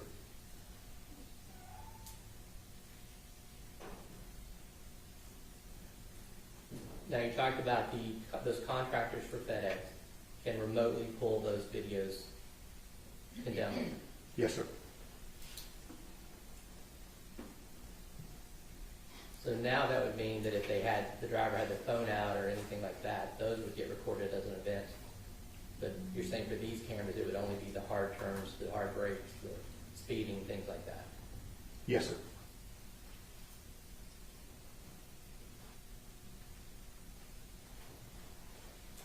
And the contractor we're talking about here was Big Topsmith. Yes, sir. And all of their cameras were equipped with all their vehicles were equipped with Veloster cameras based on the FedEx requirement. I believe that all of their vehicles, I cannot confirm that. It's not a requirement that all the vehicles have the same vendor such as Velocity Solutions. The vehicles in question today, though, had your cameras. Yes, sir. And it's your testimony before and today that Big Topson was not using any of those download features. When I looked into it, there were no downloads from the owner.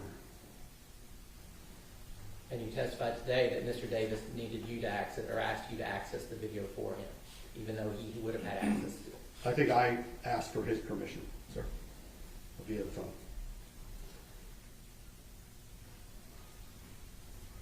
To your knowledge, did Mr. Davis ever access those videos? To my knowledge, no. But he could have. Yes, sir. And this is a fleet safety program. Yes, sir. And it's meant to monitor the driver's behaviors. Yes, sir.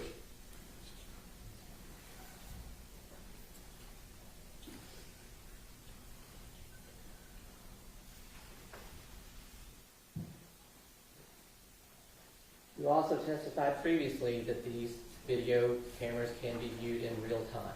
Would that include the video cameras from that day? Yes, sir. So not only could you download data of the driver's performance, you could download data of those specific 13-second events, but you could also monitor drivers in real time. Yes, sir. To your knowledge, Top Spin wasn't doing any of these things. I wouldn't have any ability to see if they Just used it going or to not. object to the relevance as to whether they were or not. I think he's going to answer this particular case, and I just object. Overruled. You want me to repeat that? Yes, sir. I think I was asking with, to your knowledge, Top Spin wasn't taking advantage of any of those features, reviewing the downloads of the events, reviewing in real time, doing any other monitoring. So from my analytical perspective, the tools we have in place, I can see if a user has logged into the system, and we would be able to see if there were videos downloaded. It's my recollection, I did not see either of those. That's what Shane. Redirect. Just one further thing. When you downloaded that original video that you described before, did you download other clips as well for the FBI? I believe so. I don't know in particular. I'd have to look at, I had a log that I sent. And that's what we have. Okay, all right, thank you. No further questions. Mr. Gold. Nothing further down.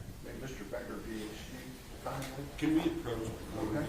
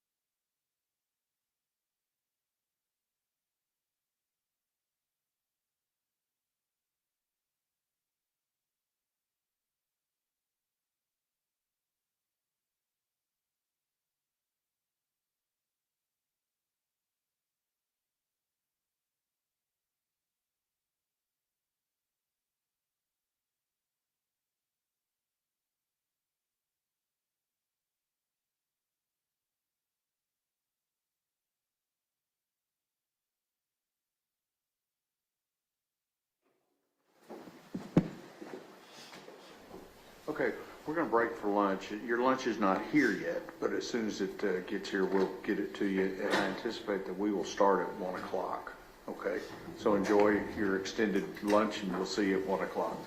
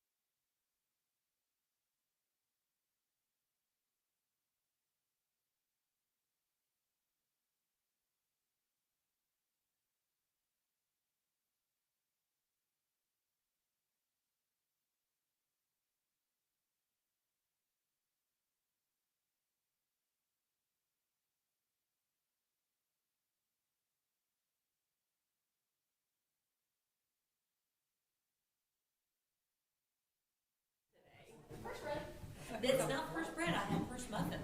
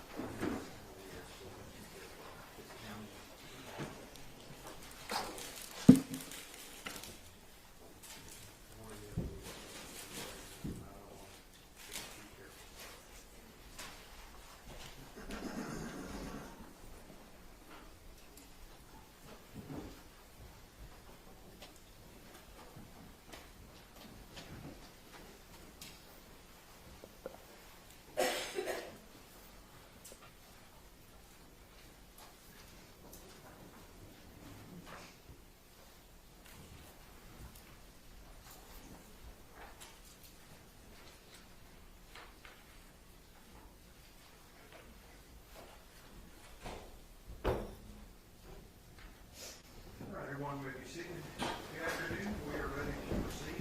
Ladies and gentlemen, this witness has been previously sworn to testify truthfully. Mr. Perry. Thank you, Your Honor. Ms. Soto, will you please introduce yourself to the jury? My name is Kristen Casoda, And will you spell your first and your last name for the court? Kristencossota.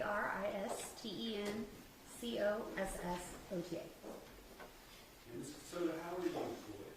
I am a supervisor team lead within the DNA section of the Texas Department of Public Safety Crime Laboratory in Garland. And how long have you been working for that agency? Hang on, let me check the mics. I don't think they're, oh, again, my bad. Imagine that. Okay, go ahead. How long do you work for Crime Lab, DPS Crime Lab there in Garland? Since September of 2013. And what type of education and experience did you have leading to your job there at Crime Lab in Garland? I have a Bachelor's of Science in Biology with a minor in Criminal Justice Forensic Science and a Master's of Science in Forensic Science, both from St. Houston State University. And did you go there directly out of college, or were you employed at other places before you came here? I was previously employed at a private DNA laboratory in Dallas called Orchid Cellmark for about 3 years. So, in your capacity, can you kind of just briefly describe what your duties are as far as your work there at the DPS Crime Lab in Garland? As a forensic scientist, I screen evidence for biological materials such as blood or semen. I collect and preserve biological and trace evidence. I perform DNA analysis, DNA interpretation, and prepare reports of my findings, testify in court when needed. As a supervisor, I manage a team within the DNA section where I'm in charge of managing their caseload, answering questions, and performing HR duties such as timekeeping and evaluations. Understood. So, but you still perform analysis, interpretation, and issue reports on DNA findings yourself, is that correct? Yes, sir. Now, with regard to the case that we're here for today, may I approach your Honor? Yes, sir.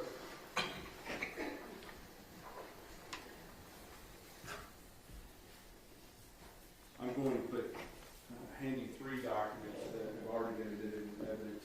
297, which is lab submission report. 298, which is a DNA mass screening laboratory report, and Exhibit 300, which is the biology laboratory report. Okay. And just if you need to refer to those items, you can. I have copies of them, but thank you. Understood, but what I'm saying is, if we refer to those items, if we could do it by exhibit number so it's clear in the record. Yes, sir. Now, with your job there at Garland, were you involved in the processing of evidentiary items for potential DNA evidence related to this cause number that I showed you as State's Exhibit number 290, not cause number, but laboratory case number that I showed you on State's Exhibit number 297? I perform the interpretation and comparisons for both the DNA and YSTR in this case. And we've heard it referred to several different ways, but there is 2 different types of DNA testing, correct? That we perform, yes. Right. And one, you just call it, the first one, just straight DNA testing. Is that what is sometimes referred to as autosomal STR testing? Yes, it's the autosomal STR testing. And with regard to the others, that's YSTR. And we've talked about that with some other witnesses. So I'm not going to have you go into great detail about that. But you said that you did what with regard to those 2 different categories? I performed the interpretations of the DNA profiles that were obtained. I then compared known reference samples to those and then issued my reports. And so let's just kind of walk through that process. And if we need to set it up if it's different between autosomal STR and YSTR, let's talk about one and then the other. Which should we address first? The interpretation is the same, the calculation of the statistics is different. Well, let's just talk about the initial autosomal STR samples that you were involved in testing. There was a number of items that were tested at the DPS Garden crime lab, correct? Yes, sir. And then in addition to that, were there other items that were, some initial screening was done there at your lab, but then were identified as depletion items that were then sent to Barbie crime lab? Yes, sir. So tell me about where you kind of come into the process. Are you involved early on or not until after the testing resumed, after the divide had been made between the depletion samples and the samples that were to be obtained at DPS Garden? I did not get into the case until once the DNA profiles had been obtained by the other analysts. Understood, but you did issue a report. I believe the first report that you issued was April of 2023, is that correct?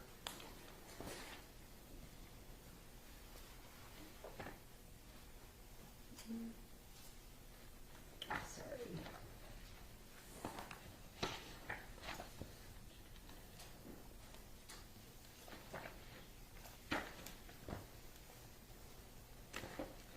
I believe it was, but then we issued a supplemental of that report as well. Understood. Yes. Understood. So early on, you issued this April 19th report called the DNA laboratory. Yes, sir. What is the purpose of that report, and what is it intended to show? That report was for the processing of the sexual assault kit that was collected, and there is a state law that requires us to process sexual assault kits within 90 days. So in cases where there is other evidence, those are typically processed first to abide with that law, and then the other evidence will get processed. So that would be a reason that the vaginal swabs were separated out from the other swabs in the sexual assault kit, is that correct? Yes, sir. All right. And can I approach her? Yes, sir. Understanding that there was a supplement that replaces this report, essentially. Objection, Your Honor, he's testifying. Rephrase your question. Let me ask the question. The question is State's Exhibit number 299, do you recognize that?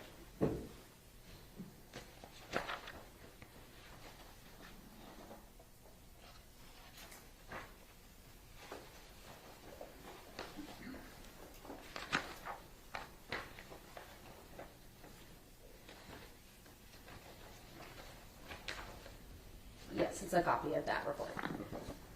And with regard to that report, I'm going to offer States 299 into evidence.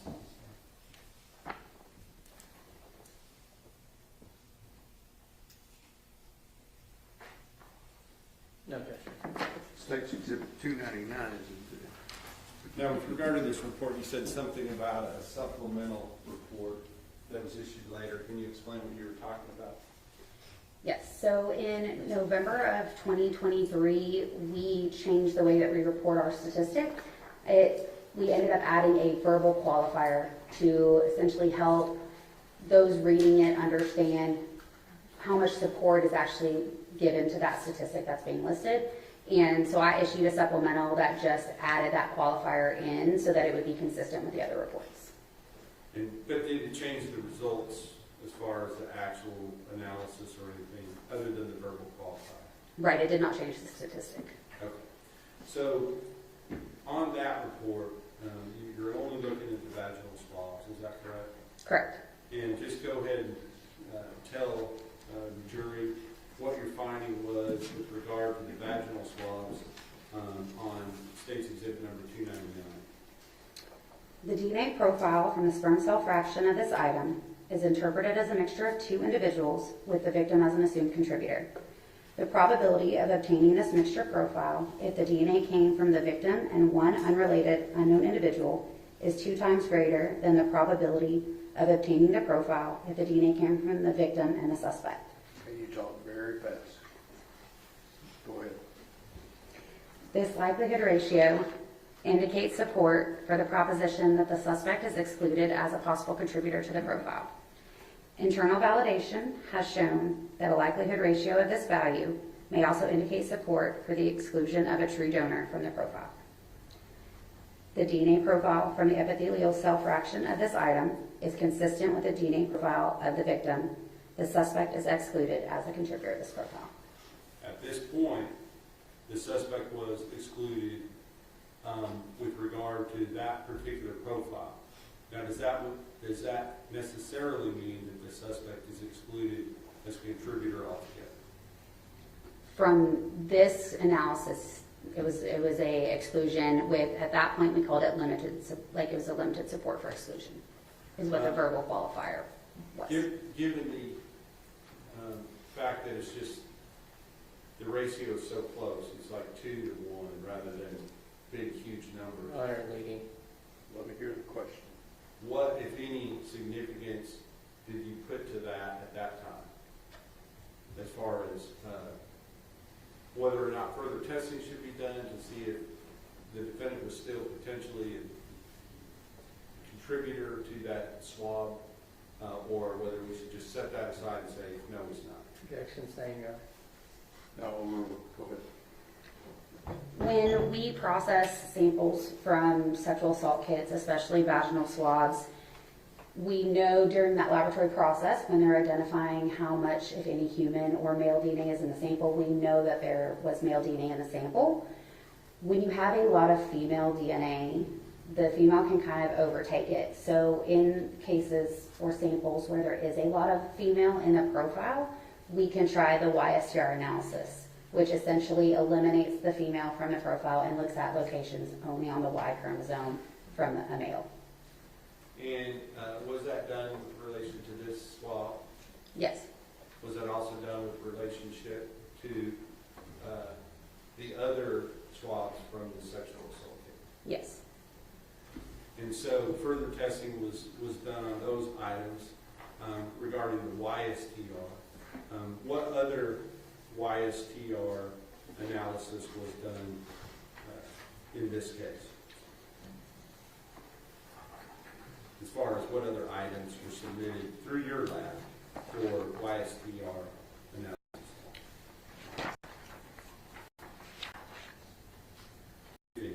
In addition to the items from the sexual assault kit, the buccal swab from Tanner Lynn Horner was also had YSTR analysis performed on it for comparison. And did YSTR, were you able to get results from each of the different swab samples, meaning the anal swabs and the oral swabs? Athena, I was able to get profiles from those items. and may I approach her? Yes, sir.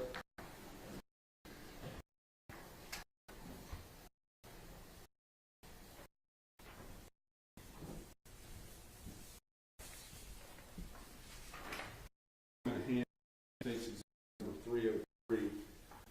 Do you recognize that?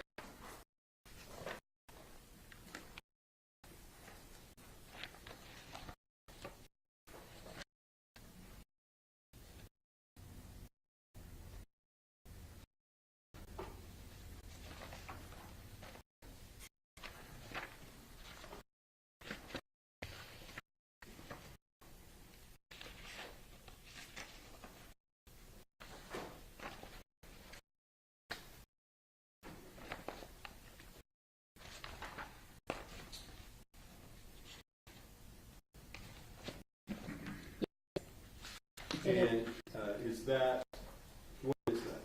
It's the supplemental to the April 19th. What is the only difference between the two reports?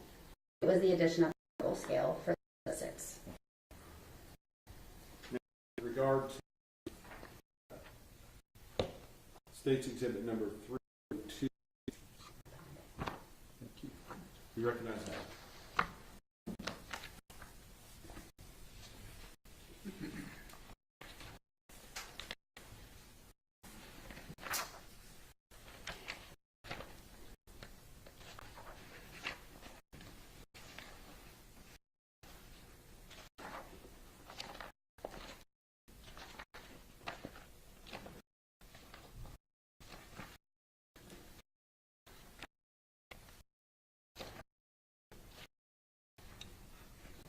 Yes, it is a copy of the YSTR report. Okay. And does that report your findings for the anal swabs and the oral swabs from Athena Strand? Yes. This time I'll offer an evidence, states exhibit number 302.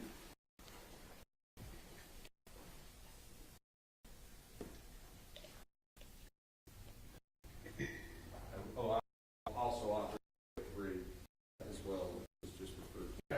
I've reviewed these already. States 302 and 3 were admitted.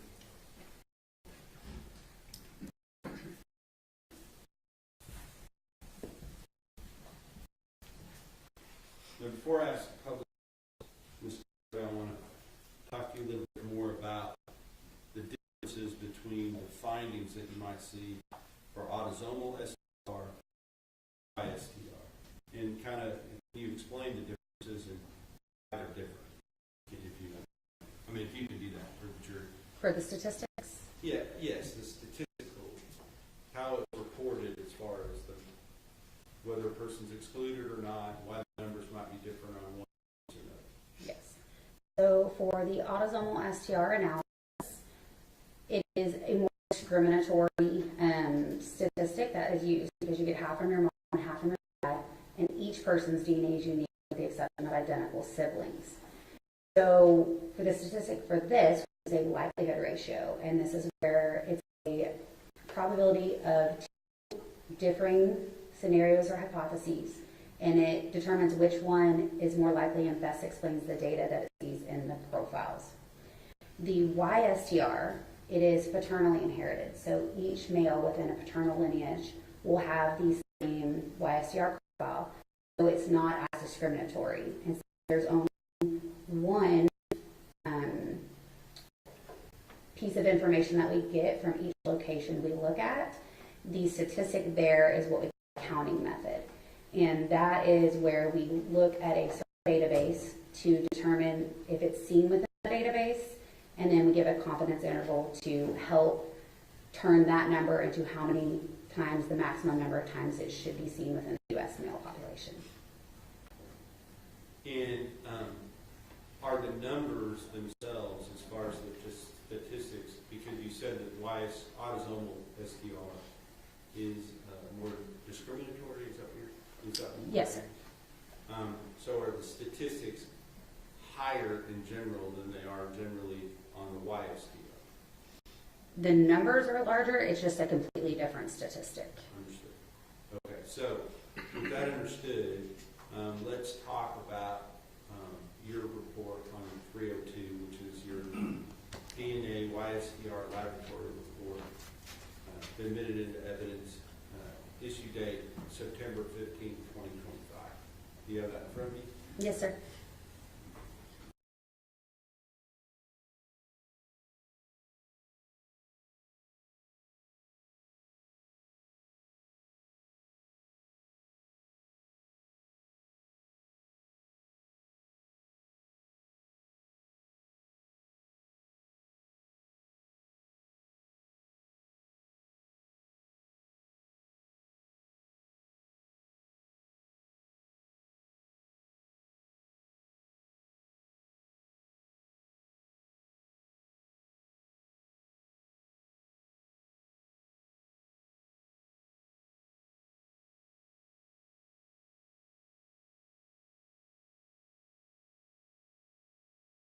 May I publish, Your Honor? Yes, sir.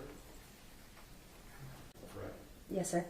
Who's the person that drafted and issued this report? I did. Now, before you, the person that drafted and issued this report. I did.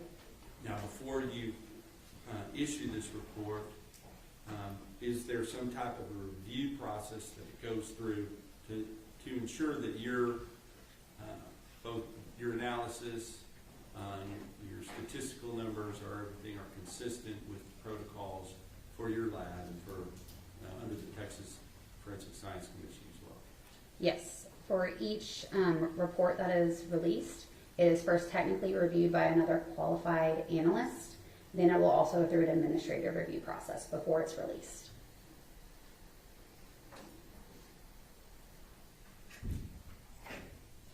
So let's look first of all, it says that 0101AA was used for comparison. What is 0101AA? 0101AA is the right buccal swab 1 from Tanner Lynn Horner. So first we're going to look at item 0201. And what is 0201? 0201 are the vaginal swabs from Athena Strand. So let's talk about the first paragraph there under 0201, vaginal swabs from Athena Strand. If you would read that first paragraph, and then I may ask you some questions about that before we move on to the next one. Okay. The YSTR profile from fraction 1, epithelial cell fraction, of this item is interpreted as originating from a single individual. Tanner Horner cannot be excluded as a contributor of the male DNA profile. The selected profile is found in 0 of 16,388 total individuals within the U.S. database, YHRD version R69. Applying a statistical confidence interval of 95%, this profile is not expected to occur more frequently than 1 in 5,471 U.S. males. In addition, any paternally related male relatives of Tanner Horner cannot be excluded as a contributor of this male DNA profile. And so because of that, if there were no other evidence to tell you one way or the other, that any people that would not be excluded would include who related to Tanner Horner. Can you rephrase that? Yes, I'm sorry, that was poorly phrased. You said certain people cannot be excluded other than Tanner Horner. Who would those people be? So any paternally related male relatives cannot be. Tanner Horner. Who would those people be? So any paternally related male relatives cannot be excluded because the Y profile is inherited paternally. So each male within a paternal line will have the same YSTR profile. And that would include who within his family? Son, father, uncle, grandfather, cousin, as long as they're in that paternal line. Now, a couple other things. YHRD version R69. What's that talking about? That is the database that we use. It is the Y chromosome haplotype reference database, and the version R69 is just the current version. And so, of all the people that were in that database, the 16,000 or whatever, no one had this profile, correct? Correct. It was found 0 times. All right. And so how do you do this statistical analysis from 0 of 16,000 to 1 in 5,471?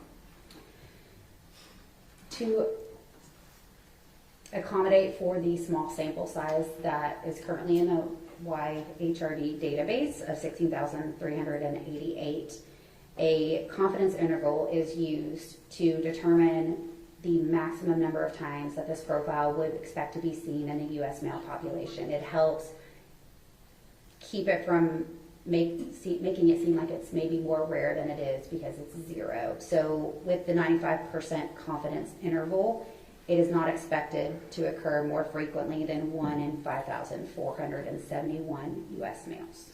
Can you explain what that 95% confidence interval means? The 95% confidence interval is just that we are 95% confident that that profile, when the maximum times you would see it, would be 1 in 5,471. And it's at the lower end of that confidence interval to make sure that we are being the most conservative in our reporting. Understood. Okay, so talks about from fraction 1, and then the second paragraph we're about to talk about, so it talks about fraction 2. What are those fractions? During the first step of the process, I believe y'all may have already talked about this, but it's the extraction process. This is where we remove any possible DNA from the substrate that it's on, such as a piece of cloth or a swab. And for samples where there could be possible semen present, we do a type of extraction called a differential extraction. This just allows us to essentially try to remove any possible DNA from sperm cells from any other DNA that may be in the sample. And as I spoke of previously, right, with some of those samples from orifices, they can have a lot of the individual's DNA whom it's from. And so that also allows us to try to separate out and get better interpretable profiles. So let's go on to the first fraction was epithelial cell fraction. What is epithelial cells? It can be any cell that is not a possible sperm cell. Okay. So let's go on to the second paragraph, and I think that spans both pages, so I'll put it at the page break. So go ahead and read that second paragraph related to the vaginal swabs. The YSTR profile from fraction 2, sperm cell fraction of this item, is interpreted as originating from a single individual. Tanner Horner cannot be excluded as a contributor of the male DNA profile. The selected profile is found in 0 of 16,388 total individuals within the U.S. database, YHRD version R69. Applying a statistical confidence interval of 95%, this profile is not expected to occur more frequently than 1 in 5,471 U.S. males. In addition, any paternally related male relatives of Tanner Horner cannot be excluded as a contributor of this male DNA profile. So is it essentially the same finding on both fractions, that Tanner Horner cannot be excluded? Correct. Now, cannot be excluded is not necessarily saying a perfect match. That's why we have the statistics, correct? Objection, lady. Stay, rephrase your Right. question.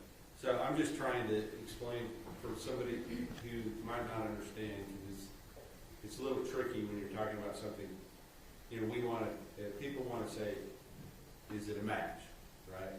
And that, do you ever say it's a match? Absolutely. No. Okay, even with autosomal testing. Correct. Why do you say it as cannot be excluded? That's just the wording. With single source samples in either autosomal or YSTR analysis, we don't call it a match, but if at any location there is information that is in the profile that is not consistent with a person being compared, they will be excluded because it can only be coming from one individual. Therefore, all of the information within the evidentiary profile needs to be consistent with the person being compared. So we don't say it's a match. It's just the way that we are worded. Understood. So let's go on and let's talk about the next set of swabs. Why is there not two fractions related to this next set? These went through the laboratory process at different times, and that was due to the amount of male DNA versus the amount of female DNA in the samples. So for the vaginal swabs, there was enough where we thought we might be able to get an interpretable profile using autosomal STRs. We know that at certain levels of a male to female ratio that female may mask that male that would be present and you wouldn't see a profile. So those we preserve straight for YSTR testing. And so they just go through a single extraction. Instead of separating it into the two different fractions, it stays as one. So with regard to the swab, the anal swabs from Athena Strand, which are listed up here as item 0202, can you tell the jury what your findings were related to that. The YSTR profile from this item is interpreted as originating from a single individual. Tanner Horner cannot be excluded as a contributor of the male DNA profile. The selected profile is found in 0 of 16,388 total individuals within the U.S. database, YHRD version R69. Applying a statistical confidence interval of 95%, this profile is not expected to occur more frequently than 1 in 5,471 U.S. males. In addition, any paternally related male relatives of Tanner Horner cannot be excluded as a contributor of this male DNA profile. And then with regard to item 0203, the oral swabs from Athena, Presley, and Rose Stern. Can you read that? The partial YSTR profile from this item is interpreted as originating from a single individual. Tanner Horner cannot be excluded as a contributor of the male DNA profile at the following loci: DYS 448, DYS 19, DYS 549, DYS 437, DYS 390, and DYS 456. At these loci, the selected profile is found in 0 of 16,388 total individuals within the U.S. database, YHRD version R69. Applying a statistical confidence interval of 95%, this profile is not expected to occur more frequently than 1 in 5,471 U.S. males. In addition, any paternally related male relatives of Tanner Horner cannot be excluded as the contributor of this male DNA profile. Now, this was explain the difference between the first sets of swabs and this one as far as the profile that was obtained. The first ones don't have partial, so a full profile is where we get information of every location that we're testing for. A partial profile means that we are missing information within those locations that we're looking at.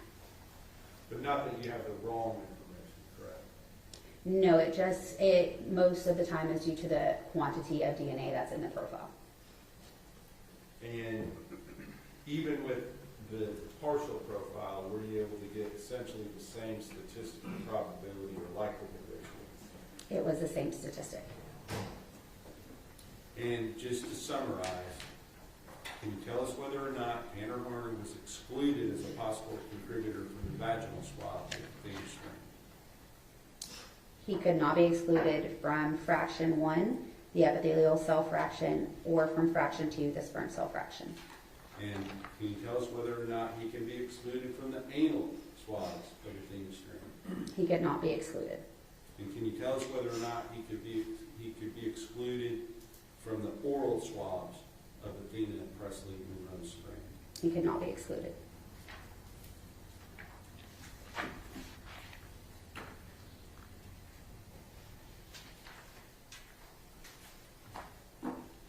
Now I want to talk to you about your other report. I think we have, can I check with the court for 299 and 302 are both been admitted? Is that correct? Yes. With regard to the other swabs, are those documented on a different, or the other items that were tested for autosomal STR, were those documented on a different report? Yes. I'm going to show you State's Exhibit number 301 and ask you if you recognize that.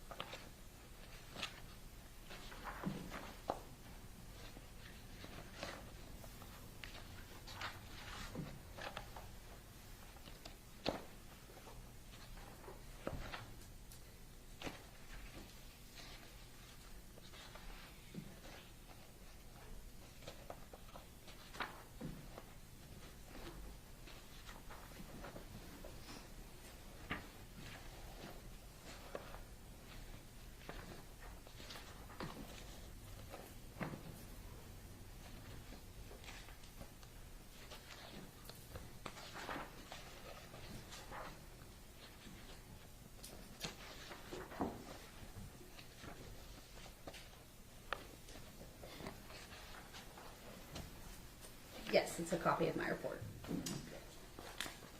And does that document the findings that you made related to the items that were tested for autosomal STR? Mine and Elizabeth C. Strunk's. Okay. And her, before I offer it, explain what she did as opposed to what you did for this report. Elizabeth C. Strunk cut the samples. Once they were chosen to be sent forward for the DNA analysis process, she cut them and got them ready for that process. She also, from I believe 2 of the items, collected apparent trace evidence, which could be hairs or fibers from inside of some of the baggies that we store them in, and so that's documented on here. But as far as any analysis, that was all done by you, correct? Correct, of the DNA, yes. All right. I will offer the evidence states exhibit number 301 at this time.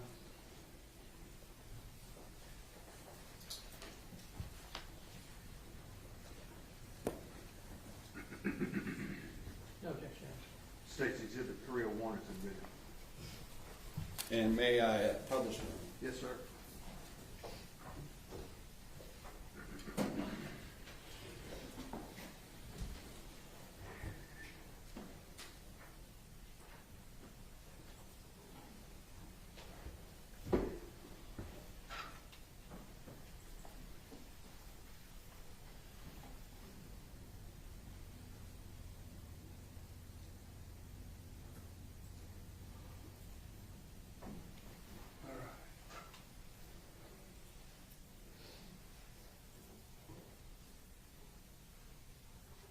So we've already kind of talked about the process that has taken place leading up to your analysis and interpretation. Kind of walk us through on the autosomal, what you do when you get a certain item that's been gone through the process as far as the extractions and all those things, but now you're interpreting the data. Can you walk us through that? Yes, so similarly to the YSTR profiles, when I get a profile, I will look at it, determine if it's partial or full, whether or not we got information in all of the locations or only some of them. I will also then try to determine how many individuals I believe are contributing to that profile. Then I will run it through a program called StarMix. This is a probabilistic genotyping software that just aids the analyst in separating out any possible contributors within a mixture profile. And then if there is a known reference to compare to, it will also provide a statistic, the likelihood ratio that I spoke about. Now, on the autosomal STR analysis, let's just kind of start going through your report, and I want to make sure we understand what you dealt with. So you're taking one of the. Let me ask you about the profile from the DNA swab, the buccal swab from Tanner Horner. Is that also, has that been separated out as far as portion for the different profile for the YSTR, or is it the same profile? They're different profiles, but from the same sample. So in the process of the DNA analytical process, the third step, amplification, they're just using different kits, and that is just one is for autosomal STR analysis to obtain that profile, and one is for YSTR to obtain that YSTR profile. But it's the same sample.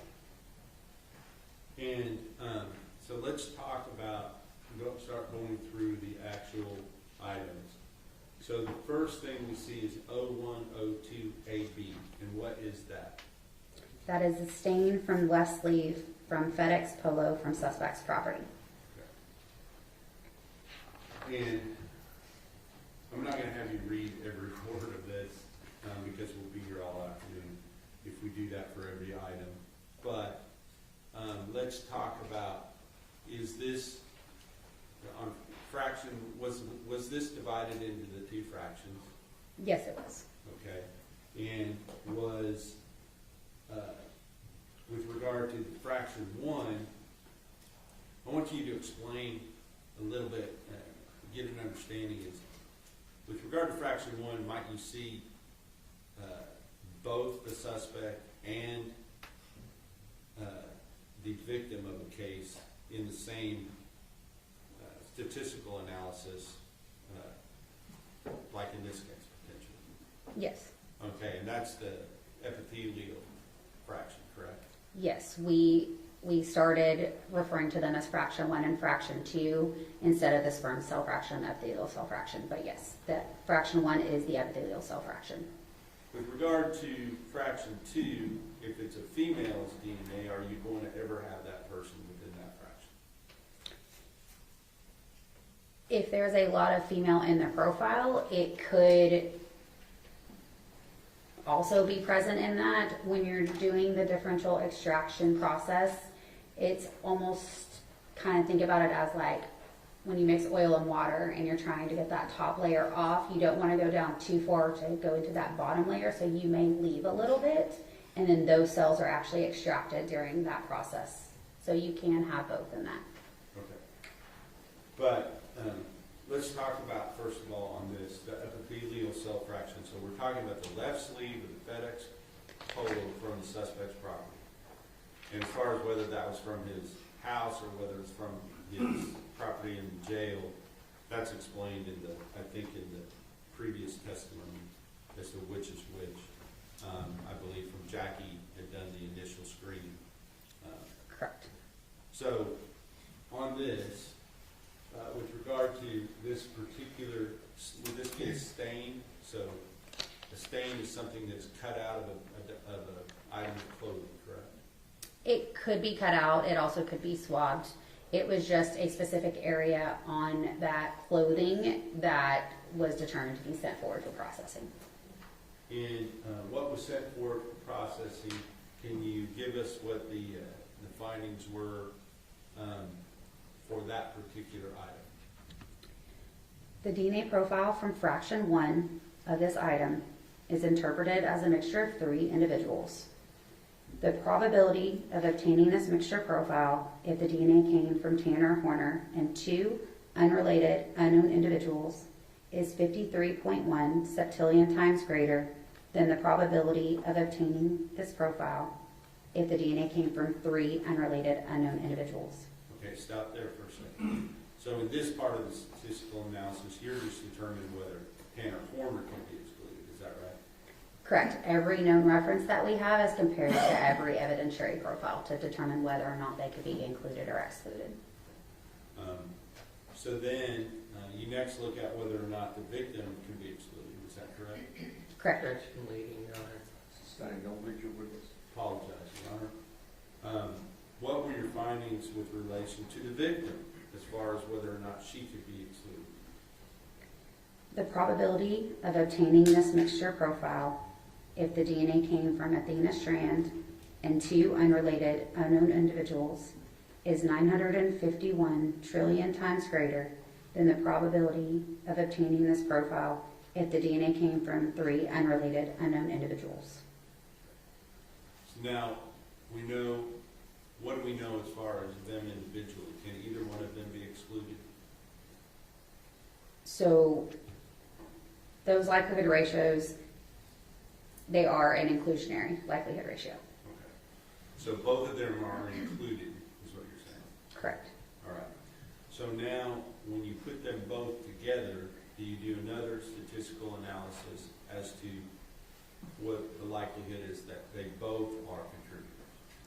Yes. So when we run the statistic with each individual and there's an inclusionary statistic obtained, we want to make sure that while they are included separately, that they also are included together in that profile. Okay. And what was the likelihood with regard to both of them being included in the profile? The probability of obtaining this mixture profile if the DNA came from Tanner Horner, Athena Strand, and 1 unrelated unknown individual is 133 duodecillion times greater than the probability of obtaining this profile if the DNA came from 3 unrelated unknown individuals. These likelihood ratios indicate very strong support for the propositions that Tanner Horner and Athena Strand are both contributors of the profile. And at the end of State's Exhibit number 301, do you have some graphs that show the different likelihood ratios and what the propositions that come from them and the numbers related to that?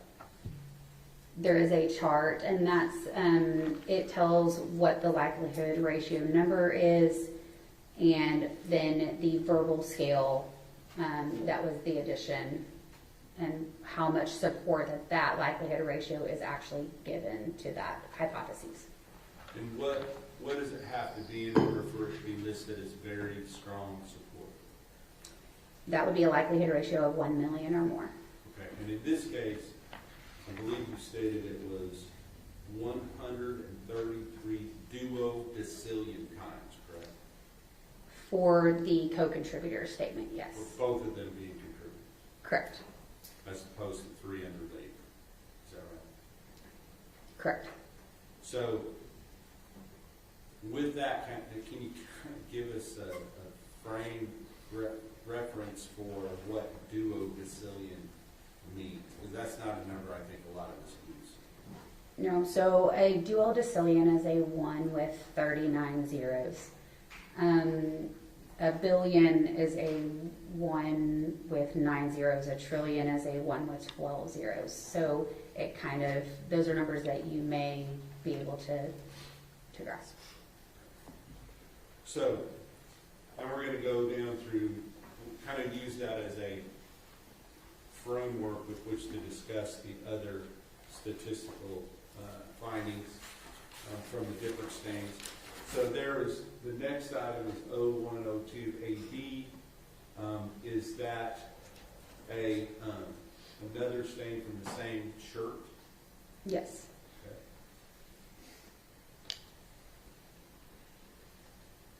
And is that essentially, maybe not, the numbers are not exactly the same, I don't know if they are or not, but does it basically still have very strong support that both of them are contributors?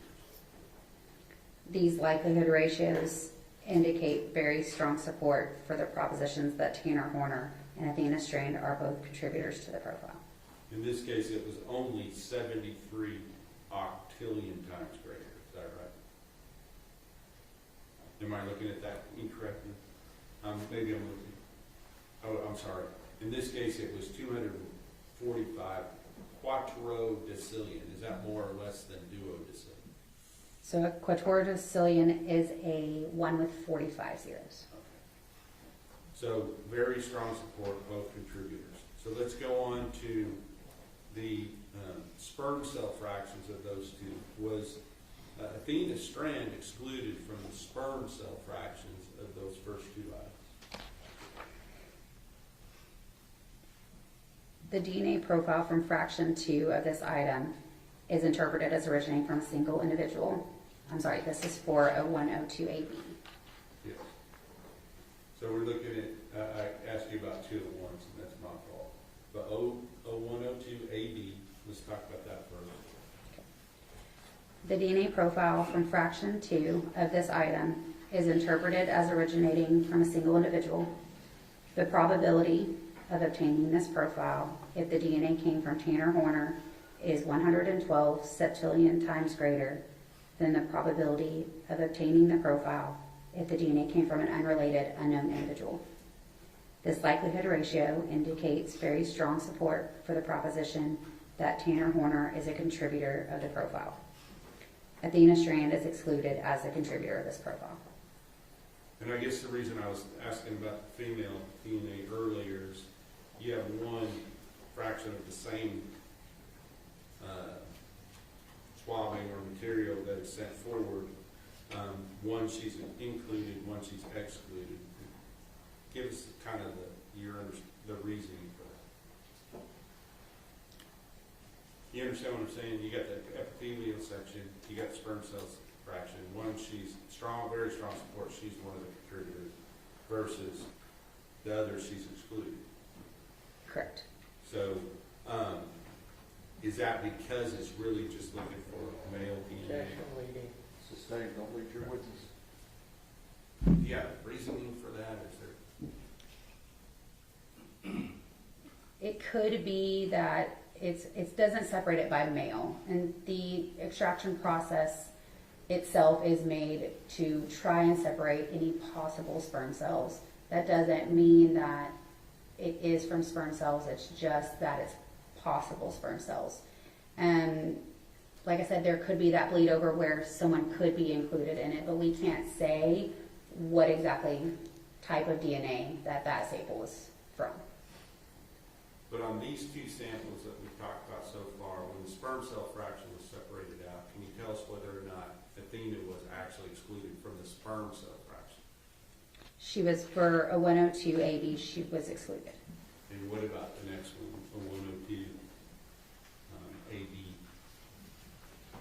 The DNA profile from fraction 2 of this item is interpreted as originating from a single individual.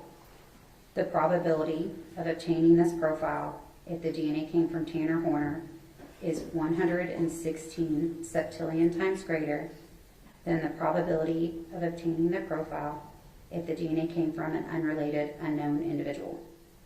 This likelihood ratio indicates very strong support for the proposition that Tanner Horner is a contributor of the profile. Athena Strand is excluded as a contributor of this profile. Okay, now let's talk about, we know that the first several swabs or cuttings that were sent forward were from the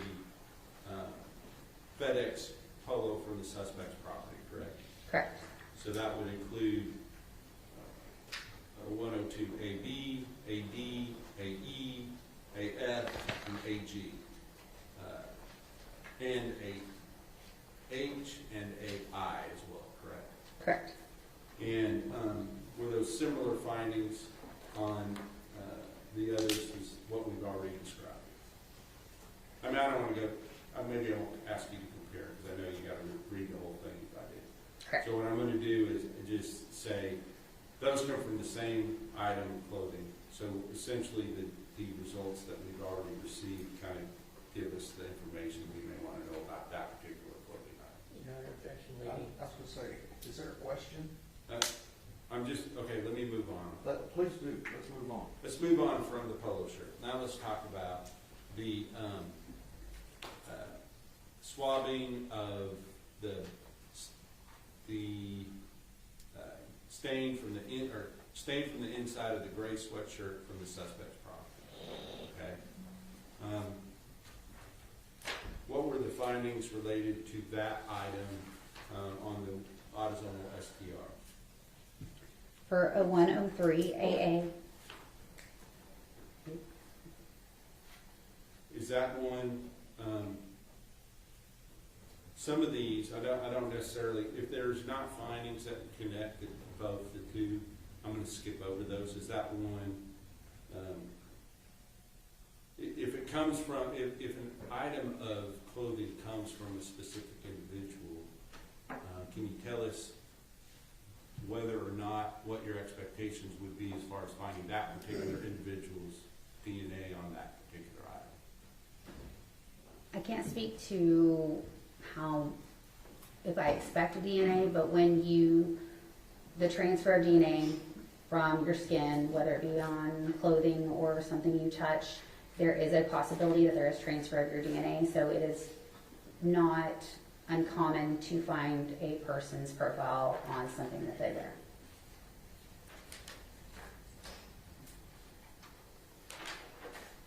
All right. I'm going to skip all the way down to some of the swabs that were collected in the truck.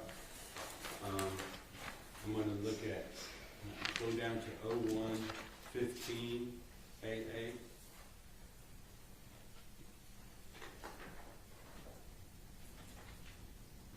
And what was that?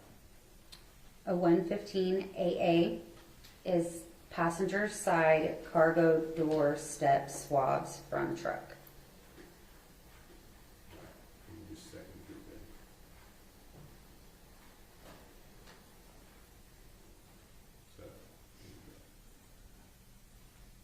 So this would be a swab, is that correct? Correct. And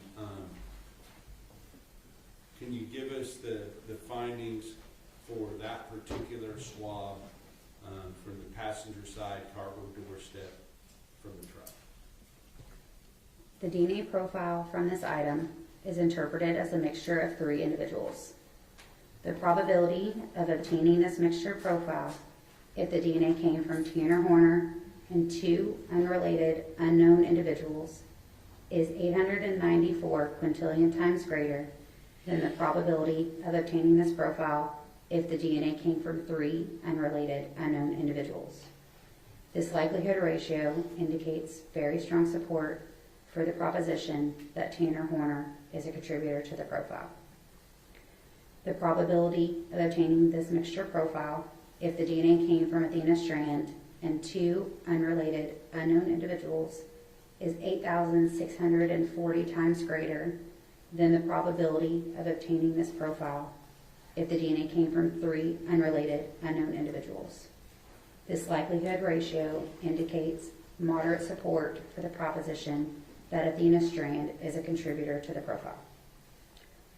The probability of obtaining this mixture profile if the DNA came from Tanner Horner, Athena Strand, and 1 unrelated unknown individual is 17 octillion times greater than the probability of obtaining this profile if the DNA came from 3 unrelated unknown individuals.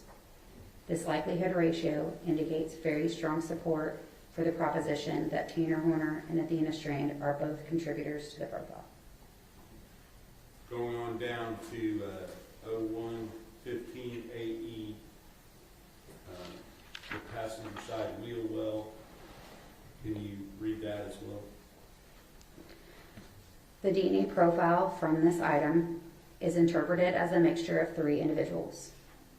The probability of obtaining this mixture profile if the DNA came from Tanner Horner and 2 unrelated unknown individuals is 10.5 million times greater than the probability of obtaining this profile if the DNA came from 3 unrelated unknown individuals. The probability of obtaining this mixture profile if the DNA came from Athena Strand and 2 unrelated unknown individuals is 334 trillion times greater than the probability of obtaining this profile if the DNA came from 3 unrelated unknown individuals. The probability of obtaining this mixture profile if the DNA came from Tanner Horner, Athena Strand, and 1 unrelated unknown individual is 2.59 octillion times greater than the probability of obtaining this profile if the DNA came from 3 unrelated unknown individuals. These likelihood ratios indicate very strong support for the propositions that Tanner Horner and Athena Strand are both possible contributors to the profile. Thank you, Ms. Casoda.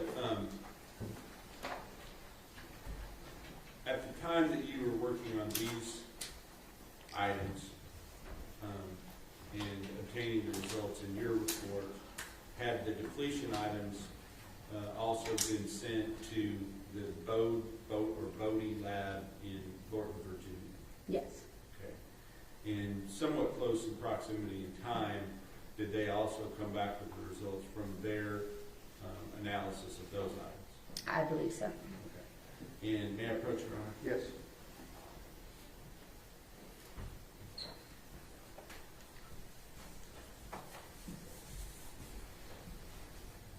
I'm going to show you what has been marked as State's Exhibit number 304. Could you look in that and see if you recognize that or have seen that before?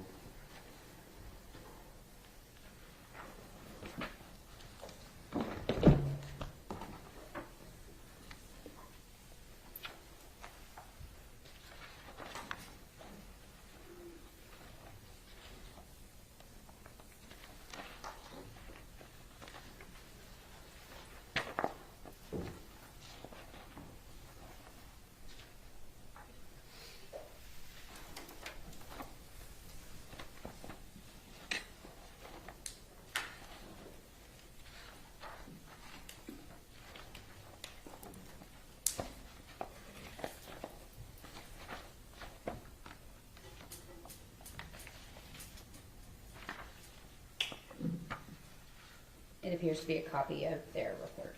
Okay. Your Honor, I'm going to offer into evidence State's Exhibit number 304 pursuant to some previous. Yes, Your Honor, no objection to our previous discussion. Okay. State's Exhibit 304 is admitted.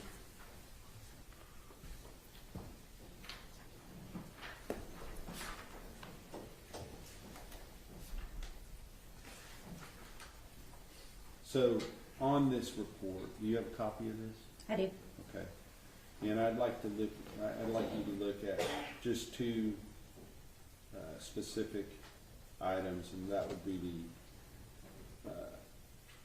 what was from our lab, I believe it was 0112 AB 01, the swabbing from the right hand fingernail clippings and clipper from Athena Presley Monroe Strand, and then the next item 0102 AC 01, swabbing from the left hand fingernail clippings from Athena Presley Monroe Strand. 0112 AC. 0112 AC 01. Is that good? Yes. All right. So if you can find those in the results, I'd like to just read their results in related to those items.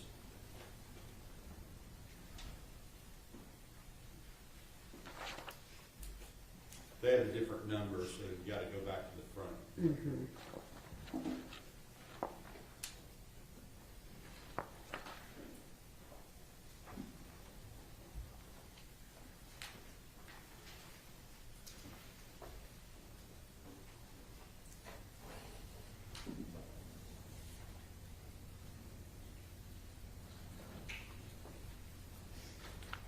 So there's some results at the beginning. Were those YSTR or were those autosomal STR? There was male DNA screening conclusions. Okay. I'm not worried so much about that. I want to look at page 4 on the YSTR profile came from those items. Can you read the results on those?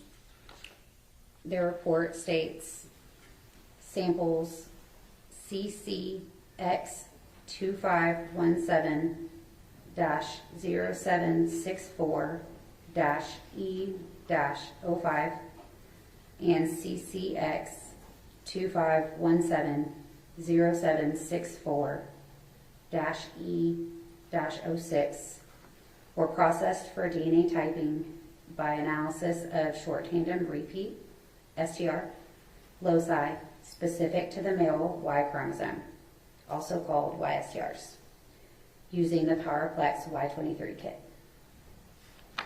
All right. So if you go down to part 2, under there, where it says a YSTR profile was obtained from the sample ending in 05, which corresponds, if you look at the first page, what does that correspond with? That corresponds to 0112 AB01, which was the swabbing of right hand fingernails, clippings, and clipper from Athena Presley Monroe Strand.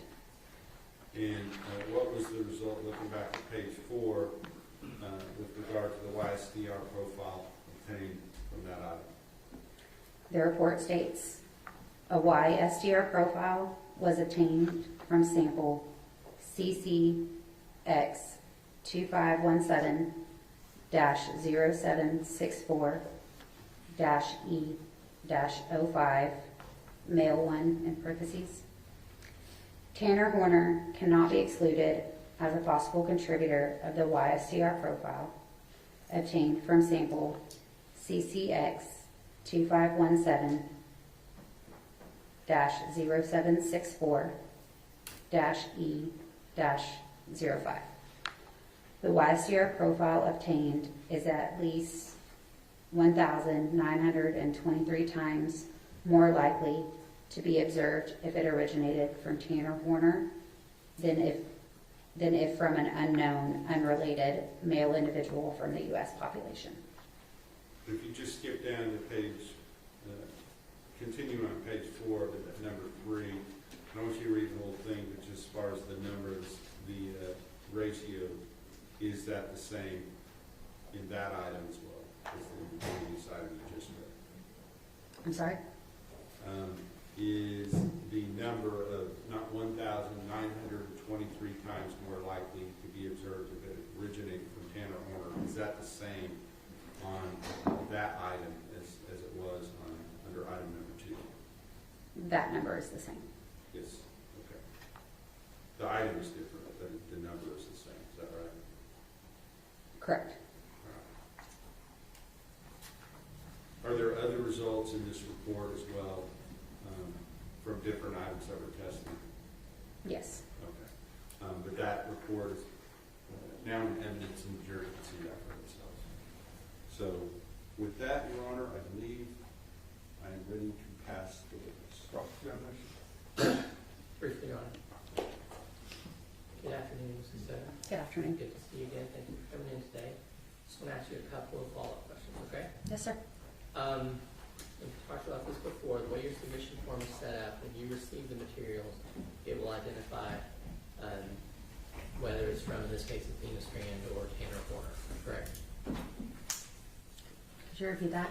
Yeah, when you, materials come in, it'll say that it's sample believed to be from the suspect, or is it sample believed to be from the victim, correct? For both, like known samples or from evidentiary samples? I think for both, because the evidentiary samples, I believe, illustrate like shirt from defendant's life, right? You're not dealing with, I guess what I'm saying, you have some idea of who it's believed to be from. Correct. Whatever is listed on the submission form by the agency, that is what we label it as in our system. And I'm going to focus more on just kind of the bias TR testing that you did. So I believe from Ms. Ferrera's report and all the way through your work, there was no additional testing done to determine if there were sperm cells in the semen, meaning none of the microscopic examination was made on the sexual assault kit swabs. Correct. We do not process sexual assault kits for the presence of semen. They go straight for DNA for any possible male DNA. And it was not requested that you do that kind of microscopic examination. Correct. Now, 2 of the items that came into evidence, one was State's Exhibit 299, which is the April 19, 2023 report, and I believe it's State's Exhibit 303, which is the supplement. I'm not sure of their numbers, but yes, I know which reports you're referring to. And that the supplement was dated September 15, 2025. Correct. And you said that you had issued the supplement in response to some new guidance about the, what do we call it, the verbal indicators that you had? The verbal scale, yes, sir. But that didn't change the findings in the report. Correct. It did not change the statistic. So the statistics was that, if I understand it correctly, it was 2 times greater the probability of obtaining the profile from the victim and one unrelated unknown individual than from the victim and the suspect.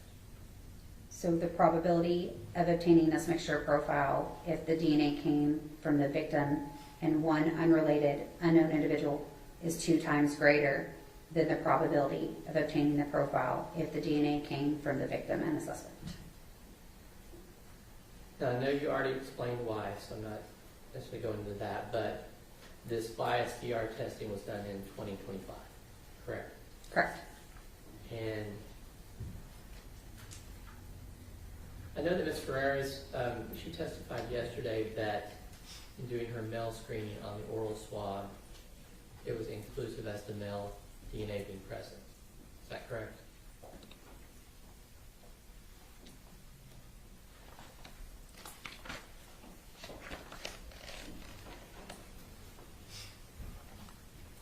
Her report states the detection of male DNA on this item was inconclusive, utilizing the Flexer HY quantification kit due to the low male quantification value.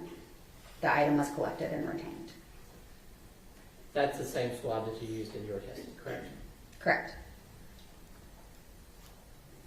Now, earlier when you were testifying about the persons who are not excluded, you talked specifically about male relatives of the defendant. Correct. But that wasn't, the statistics are a little confusing. The 1 in 5,471 U.S. males means that there are other males that would not be excluded as well. That is a possibility. Because there's, I don't know how many males in the U.S., but 150 million plus. Correct. It's used to put the statistic of 0 in 16,388 into the maximum number that it could possibly be seen within the U.S. male population.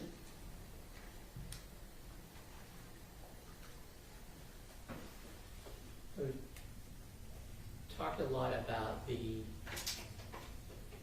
small sample size and maybe being overwhelmed by the female DNA. Is that correct? Are you talking about like in a profile where you might have a lot of female that any possible male profile? Yes, it can. The female essentially masks a low level or could mask a low level male profile.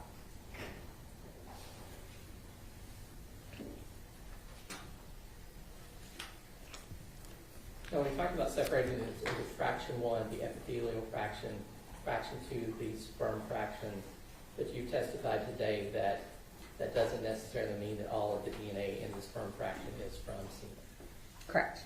And probably the same with the epithelial side. You can't know all the sources of DNA, but you're trying to separate them. Correct. Do you know, if I said a single drop of semen contained roughly 1 million sperm cells, 750,000 sperm cells, do you know if that would be roughly accurate? I think that could be dependent on a lot of factors that I probably can't. Some people make more sperm than others. Some could have low sperm counts. That I can't really answer that. Okay. So you wouldn't necessarily know if on average ejaculate would be around 300 million sperm cells. I'm not aware of the number. So on the measurements that you made for the vaginal swab,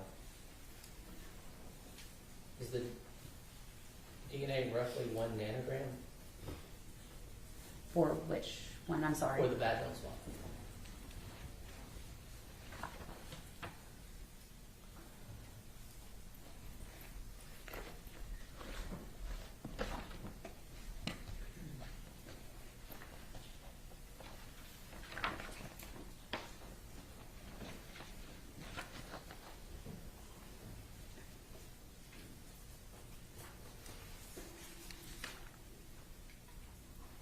For which fraction?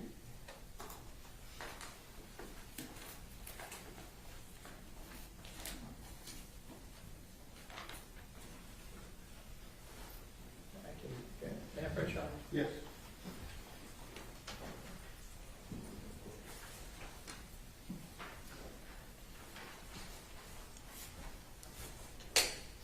It's very small. I'm not going to seek to admit those, but I was relying on that calculation. I believe it's the first two we're talking about. Correct. So it's yes. Okay. You can hold on to that for a second. Okay. Okay, so we're talking about roughly 1 nanogram of DNA material. So in the quantification step, we look at how much total human DNA is within the sample as well as how much male DNA is within the sample. In the sperm cell fraction, or fraction 2 of the vaginal swab, the total autosomal amount of DNA within that sample was 4.46 nanograms per microliter. And then the epithelial cell fraction, or fraction 1, it was 117 nanograms per microliter of total DNA. Okay, so the DNA in a single sperm cell is roughly 0.0035 nanograms. I don't know the exact number. Okay. And so, but we can take your numbers divided by that, and we'd have some idea of how many, if they were actually sperm cells, how many sperm cells would be present. I guess theoretically you can, but I can't say what it's from or that it's sperm at No, all. no, no. I'm just saying, if we assumed it was all from sperm cells, we're talking, for 1 nanogram, we'd be talking 285. If it's 4, we're talking 4 times that, 1,000. I would need a calculator. Okay.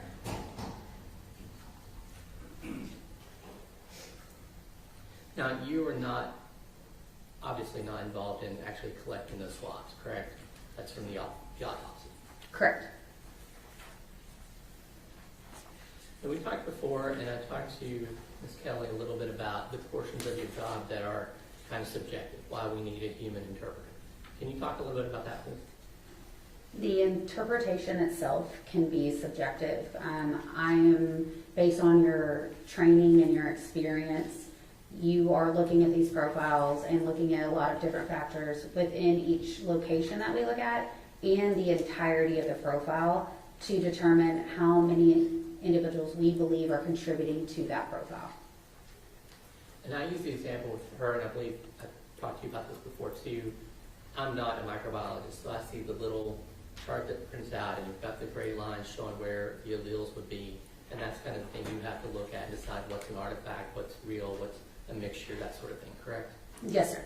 So, and specifically with the YSTR, you don't get to use the StarMax software with that, correct? StarMix. StarMix, sorry. Right.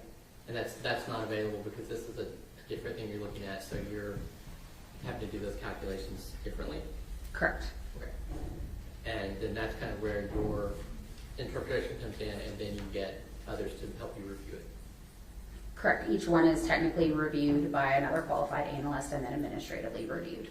Now, also in your lab, it noted that the information you came. Which, I'm sorry, can you tell me which report? Should be 302. I'm sorry, I just have the state exhibit number. That would be the Hold on. September 15th, 2025 sexual assault kit. That's none of these. Which one? I think it was the September 2025 sexual assault kit one.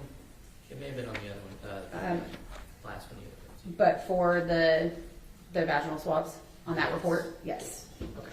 So what is CODIS? So CODIS is the Combined DNA Index System. This is a national database that offender and arrestee and detainee samples are entered into, as well as any profiles from evidence samples. And then this is used to hopefully connect either cases to each other or cases and unknown profiles to individuals. And to your knowledge, there were no hits, there were no connections made from that entry. Not that I'm aware of. Pass the witness, Your Honor. Please, Rick. No further questions, Your Honor.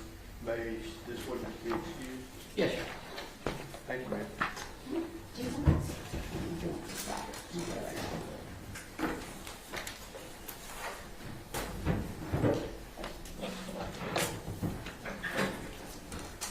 Let's take our afternoon break, okay? Call you back in 10 minutes to 3.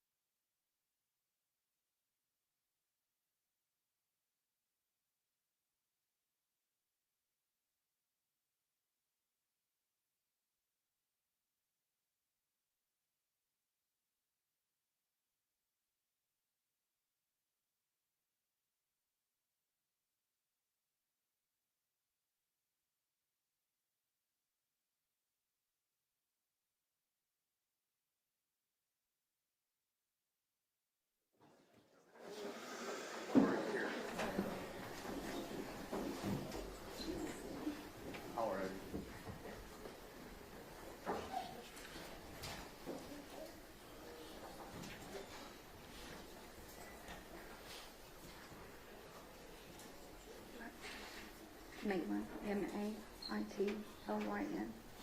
And my last name is Gandy, G-A-N-D-Y.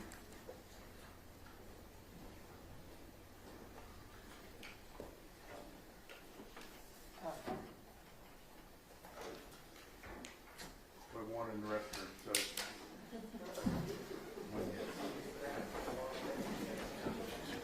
I'm sorry?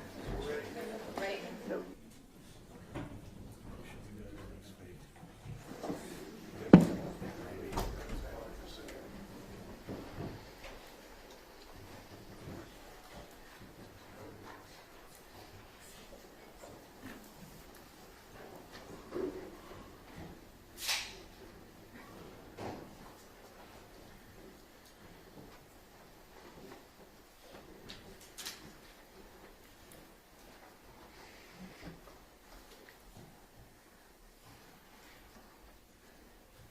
Everyone may be seated.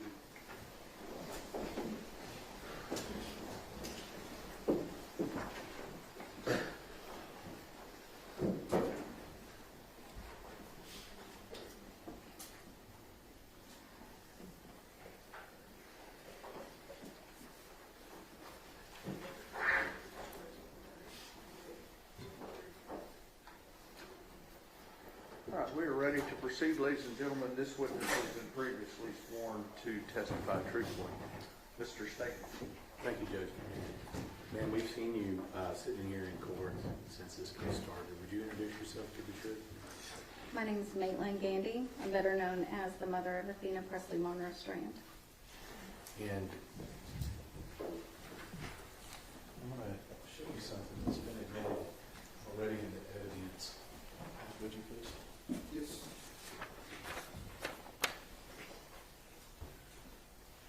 Ms. Thompson talked about this picture here, and I want to ask you, she mentioned that she had a little grin on his face. Do you have a better explanation about why she has a grin on her face?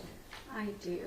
So this was taken about a month before she was murdered, and we were at a Mexican restaurant in our hometown, and I wanted to get a picture of her and her baby sister, my baby sister, all together, and she stole an orange from my drink, and she had it in her mouth to look like she looked like a little monkey. And I took the original picture, not noticing the orange in her mouth, and then of course, being the mom that I am, I said, Athena Presley, and she immediately closed her lips around that orange so she could hide the orange and take the picture that I wanted. That's the reason for the grin. Yes, sir. You said this picture was taken when? About a month before she was killed. Let me show you another picture that's been admitted to the evidence. And I think we've seen this one. When was this picture taken? That was taken on November 26th of 2022. It was a Saturday. It was about 1:30 p.m. And that was in the front seat of my Jeep. And notice she's got a white shirt on here. What's the symbolism of this white shirt? What's she wearing? It says, "We are family 2022," because we always had matching fall pajamas for Halloween and matching Christmas pajamas. It was a part of our holiday traditions. And was it just her, or was there somebody else with her we know? No, you can see my baby, Rylan. Is this right here? Yes. And how many days before she was murdered was this picture taken? 4 days. 4 days. And I'm noticing something on her head here. What's on her head? That is her red bow for Christmas, because red was the theme for our family that year. Ma'am, I notice you have something in your hand there. Show that to the jury.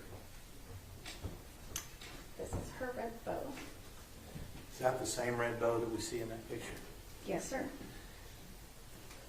Do you leave home without that? Not when I come to this state. Okay. Maybe back home every once in a while? Every once in a while. Quick trip to Walmart, maybe. Something else about this picture. Was this one of the last times you saw Athena? I had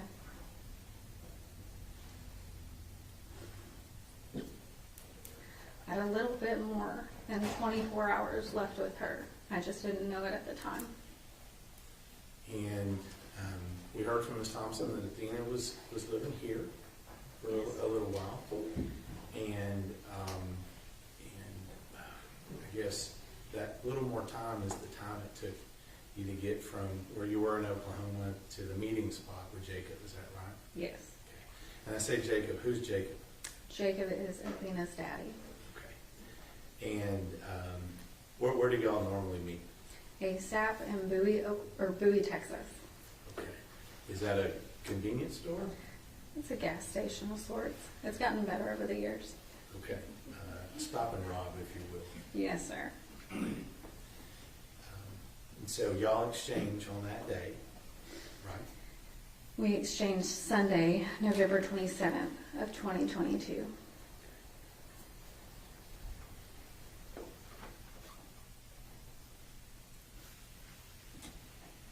You remember the last thing you said to Athena? I told her that I loved her and that I would see her on Friday. We had a quick drop off because her daddy was going to take them to the Christmas lights that night. So it's not the goodbye that I would have wanted. So you and Jacob, when is Athena born with you and Jacob? What's her birthday? She was born Saturday, May 23rd of 2015 at 9:01 p.m. And let me ask you, from the time she was born until the last time you saw her, how would you describe her as a child? She was the perfect mixture of me and Jacob.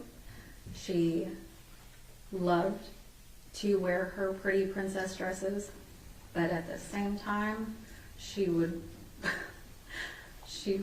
play in the dirt in those same pretty princess dresses. And she was free, and she was wild, and she was bright, and she was loving. She wanted to be loved and to give love, and that's it. Now, as she got older, did she have some things that were kind of her favorites and the things that she liked to do? That's a broad question to ask. Athena loved everything. She loved life. We liked to watch movies together. It was very common for us to have movie nights, popcorn and candy. It was very common for her to want to ride her horse with her Aunt Kate. It was very common for her to want to do anything outdoors with her father, so long as her father was around. She watched him butcher animals. She watched him clear property. As long as Daddy was around, she was great with being dirty and being outside. So that people are clear, or you and Jacob, would you agree with me, y'all live a country life? Very much so. Okay. And when you say butchering animals, Jacob's a bit of a hunter, right? Yes. I just don't want people to think that we're out, on the other side of Fort Worth doing that in the front yard, okay? No. So let's talk a little bit about you and Jacob. You and Jacob were young when you had Athena. Very and how much old so. were you? I was 19 when I had Athena. And Jacob was a little older than you? Jacob was 23. He had just turned 23. And I think we may have heard this. We heard from Ashley, Jacob's wife at the time. You and Jacob didn't stay together. No, we didn't. Permanently. But let me ask you, how do you feel you and Jacob were as parents for Athena? There were rough moments, but we always had an agreement that those rough moments didn't need to enter into our children's lives. we co-parented, in my opinion, pretty dang well.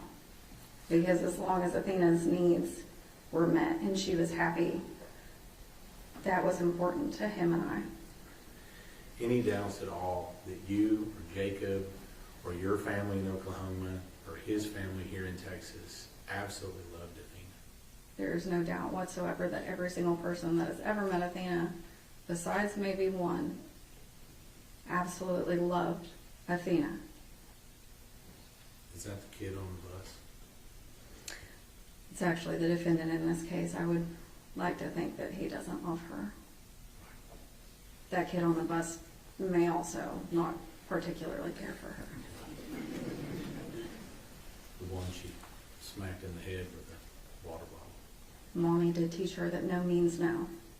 Right. So, independent? She gets that from me. Okay. And strong? Physically, she gets that from her father. Now, you told me about an event. It's actually a tragic event. Your mother died 4 or 5 years ago. Is that right? It's been, oh God, it's been almost 8 years. This year will make 8. 8 years ago. And tell me what happened with regard to that. And I don't want to ask you about your mom's death, but I think it involves Athena, and I'd like you to tell the jury about that. Well, it was Friday, December 28th of 2018. I had went to work early that morning, as I did all the time, and my mom wasn't supposed to die. She was just fine, but she used to keep Athena for me whenever I went to work. And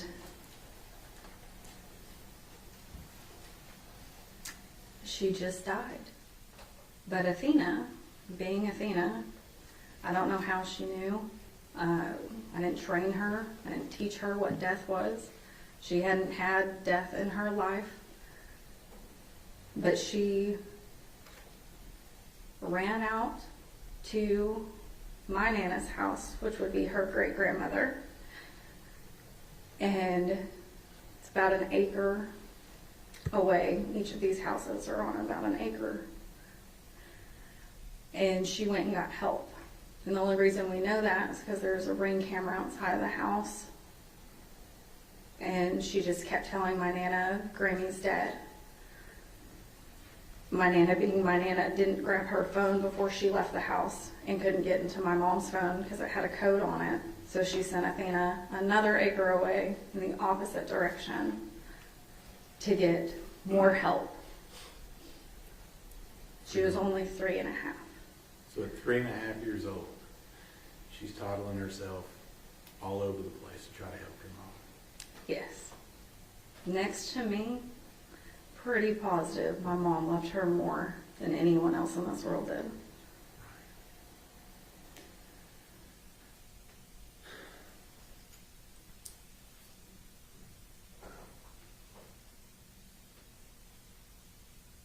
Do you remember when you got the call and when you received the information that Athena had gone missing? Do you remember that time? I do. And where were you at that time when you got the information that she had just been missing? I was in my house. My phone had died, and Jacob called my little sister, who was too far out from me. So she called my older sister, and my older sister came banging on the door like you would have thought the house was on fire. And I opened the door and she said, Athena's missing. And immediately I said, no, she's not. So I went and got my phone, and Jacob's name popped up on my phone. So you knew something was not right. Yes. Now,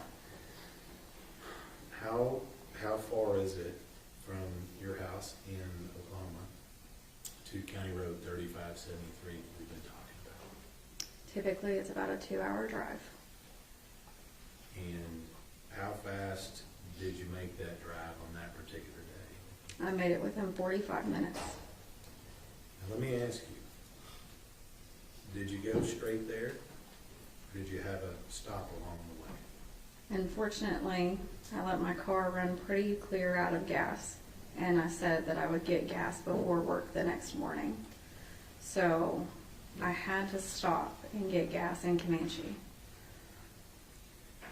And so then you found your way this direction. Yes, I did. Some people will say that moms know when things happen. Would you agree with that? Yes. How do you know something wasn't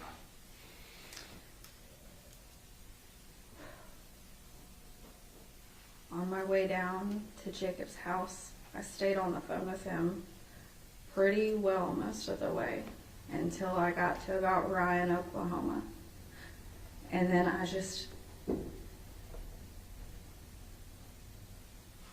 it felt like I was dying. I couldn't breathe, but I knew I had to keep going. I almost tapped the brakes because I thought I was having a heart attack. But I just told myself that if I kept going, it would be okay and I would find her. So long as Mama can get there, it's going to be okay. Yeah.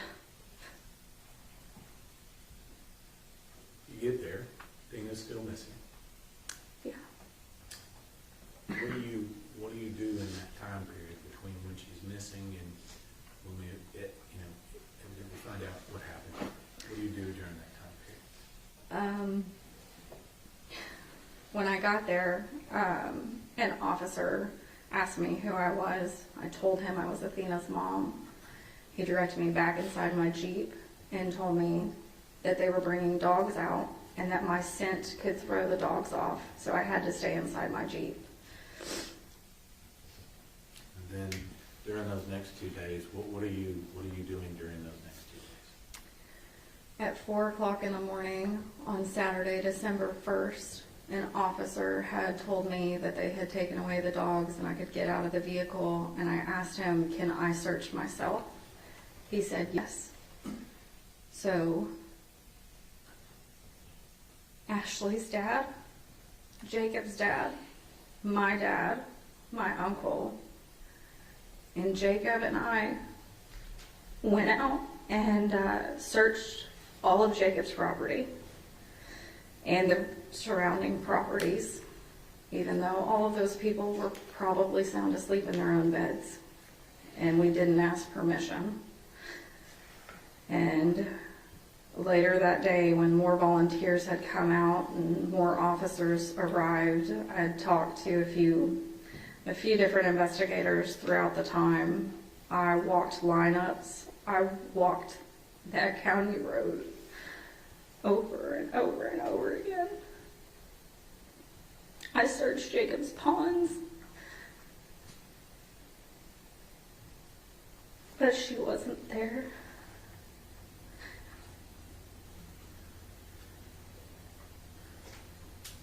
And I'm not from that county, so I didn't know where else to go. And I didn't know where else to look. I just knew she wasn't there.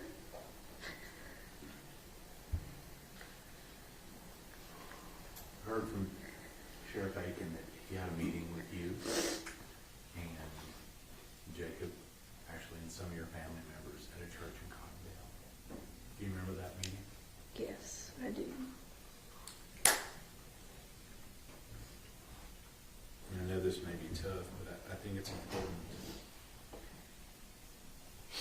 When you're told that Athena's no longer with us, what's your first reaction?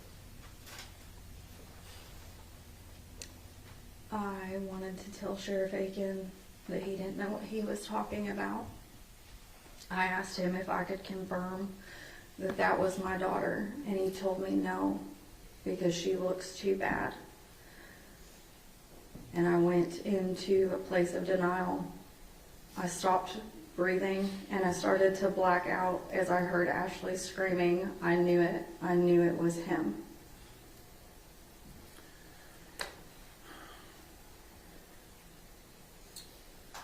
At some point, you gotta be a mom again, don't you? Yes, sir. At some point, you gotta plan a funeral, don't you? Yes, sir. At some point, you've got to see Athena for yourself. Is that right? Yes. Did that happen?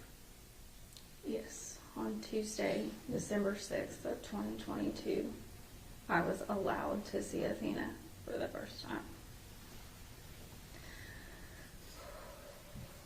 I went in about an hour before I'd actually told Jacob to show up because I didn't know what she would look like and I didn't know how bad it would be. And I didn't want him to see our daughter like that.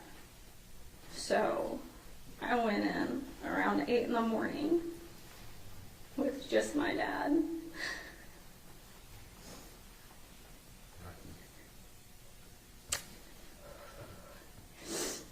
And her ears were messed up. And she had incision lines. And her chin was scraped up.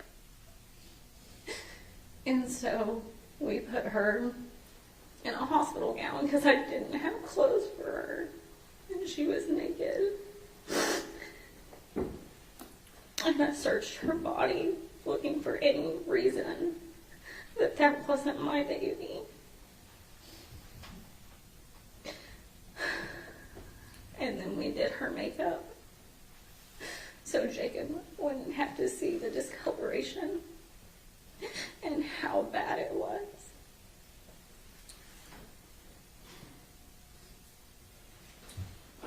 Still gotta be a mom, don't you? Yes, always. Always.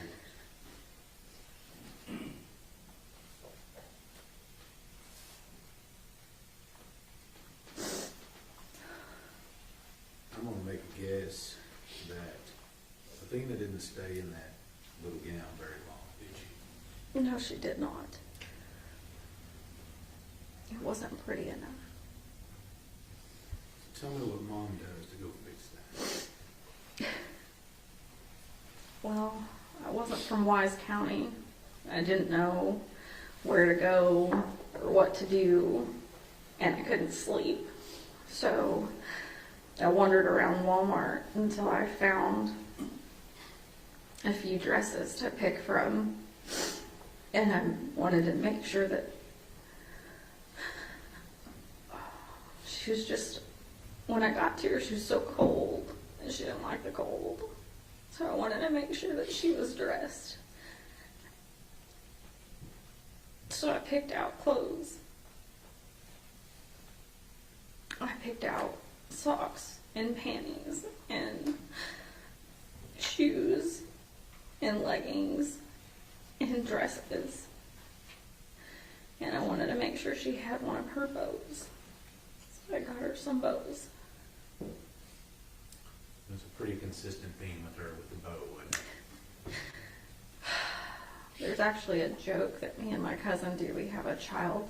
I did have a child around the same age. But back in 2014, 2015, it was very common to put bows on little girls that were bigger than their head. And Athena just kind of adapted that and never grew out of it. That's why we got this picture here. Yeah. Now,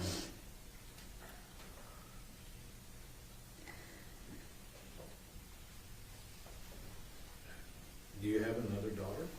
I do. And what's the age difference between your other daughter and Athena?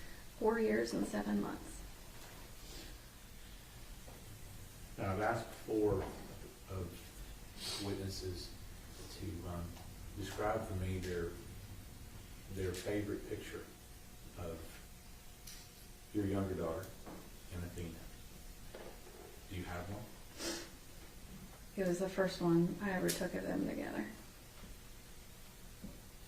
So that'll be right after your daughter was born. Yes, sir.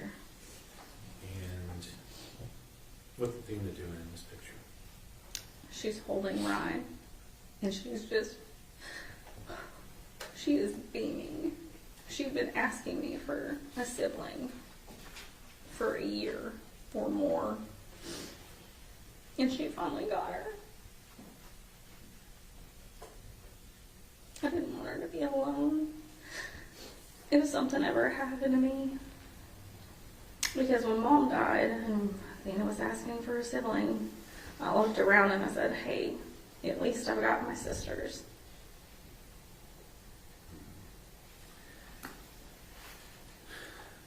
Let me ask you about your daughter. How old was your second daughter? Athena was your first. Yes, she was. She also Jacob's first too. Yes, she was. And how old was your second daughter, Riley, when Athena was born? When Athena was born, I want to get this exact. When Ryan was born, Yeah, when Riley was born, how old was Athena? Athena was 4.5. 4.5. And then when Athena was killed, how old was Riley?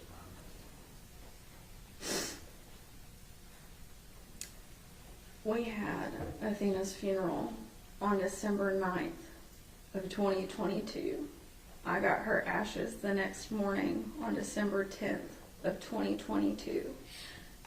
And that was also Ryland's 3rd birthday. And I brought her sister home. It just wasn't the way I was supposed to.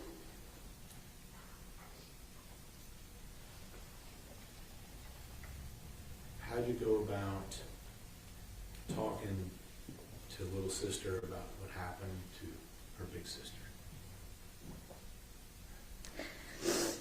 I didn't know how to tell her, and I didn't think I was strong enough to tell her. So I lied to her for a long time. I would tell her that she was just staying with her daddy for a little bit longer. And when she asked to FaceTime her or to call her, I would tell her that she was at school, or she was sleeping, or she was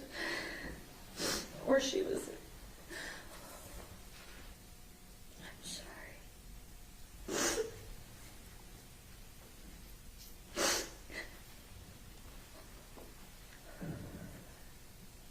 I would lie to her. Until about a year ago, she didn't know the whole truth. And, but I didn't tell her that Athena was dead and that she had been killed until Athena's, or what should have been Athena's 8th birthday.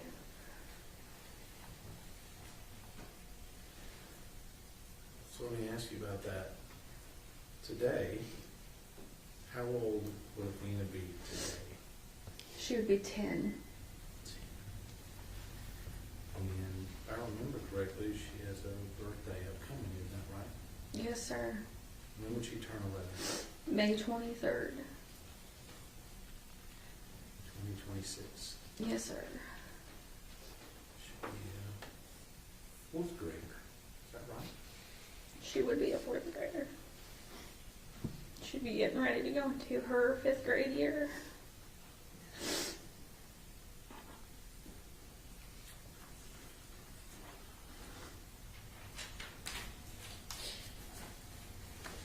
During the course of this case, have you ever missed a hearing? One. And why do you make it a point to be at every hearing that we've had in this case?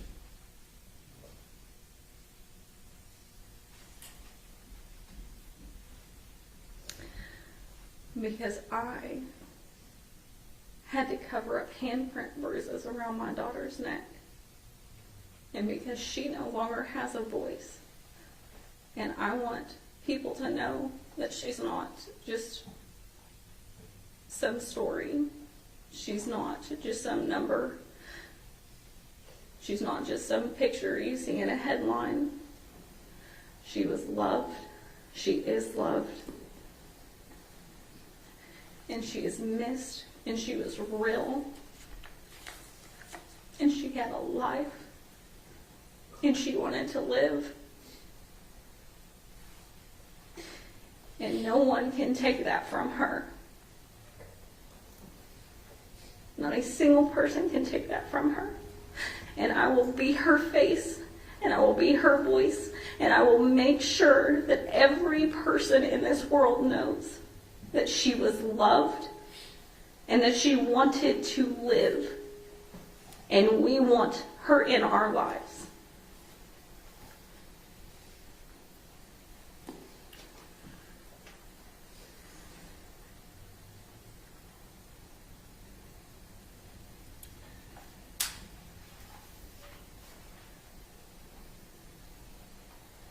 You've been getting evidence, information about this case since the beginning. Yes. And you've been sitting here and you've heard most all the evidence in this case. Yes.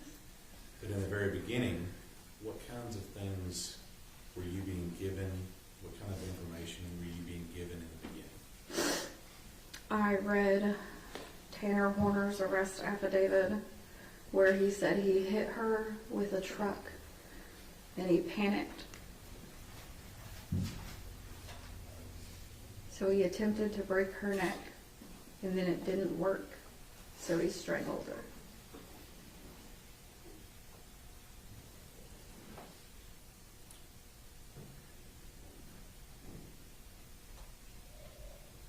Do you have a chance to look at the autopsy or anything else in this case? When it came out, I read it. I drove down here the moment that my attorney contacted me and said it was being released. Got pulled over in Bowie for that one because I wanted to read it before the media released it to the public.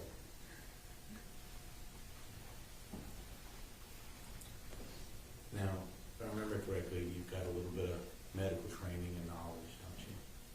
Yes, sir. What stood out to you when you read that information?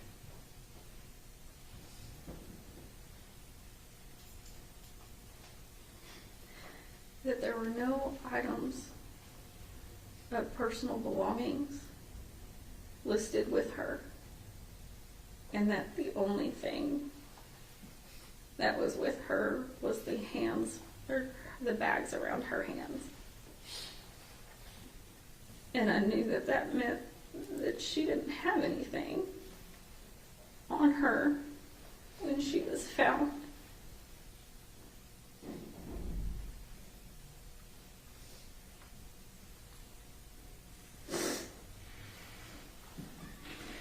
And how far along into this process was that? That was in the summer of 2023.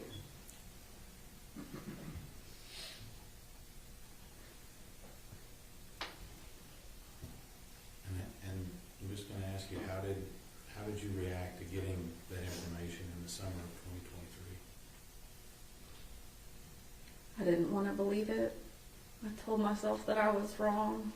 I told myself that y'all just do stuff different down here in Texas.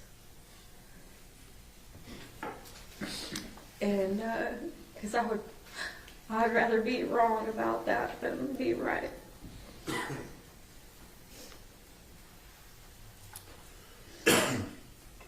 Ranger Espinoza has, we talked a little bit about some videos in this case. Excuse me. Did you have any chance to view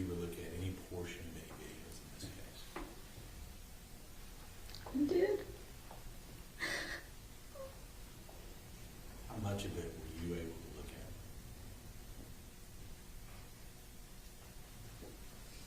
at? Maybe a minute, maybe two.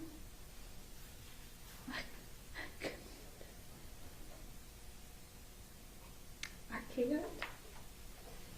And I'm very sorry to all of the innocent people that do have to watch that. I am so sorry.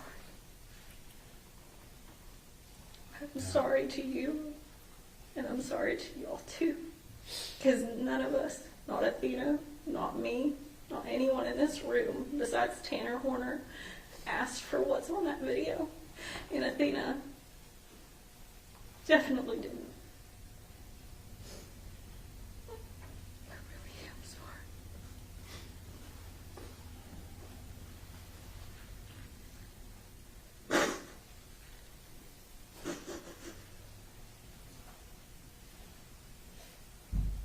We've been here a little over a week and a half. We've been here, seeing some of the evidence in the case.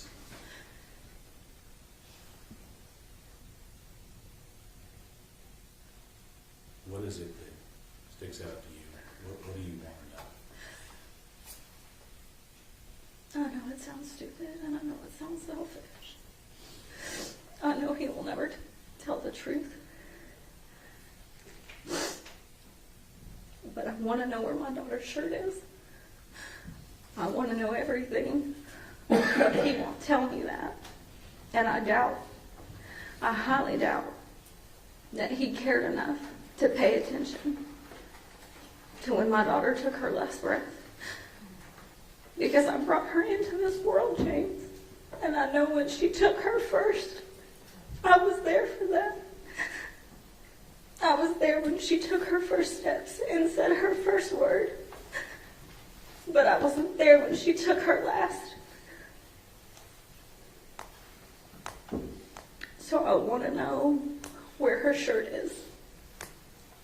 Because maybe he could give me that much grace. I've got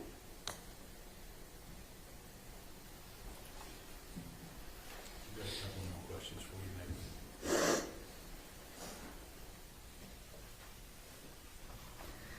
Athena's still in your life, isn't she? Athena is in my life every day. Every day. Every day.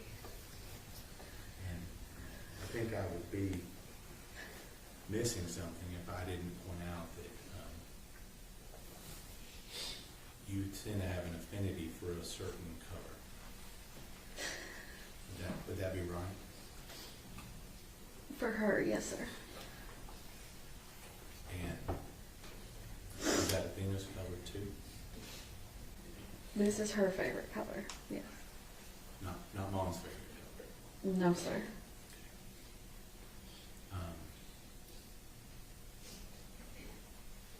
You keep her both? You got your pink? Yes, sir. Do you talk to Athena sometimes? I talk to her every day. What do you say to her when you talk to her? I tell her that I'm sorry. That I wasn't there to protect her and to stop him. I tell her that I love her. And I talk to her about Rye and what she's doing in life and how much she loves and misses her. And I tell her about you and about Pat and about Michelle and about my attorneys and how y'all are working really hard to make sure that she's not forgotten and that she didn't just die and that we'll get justice for her.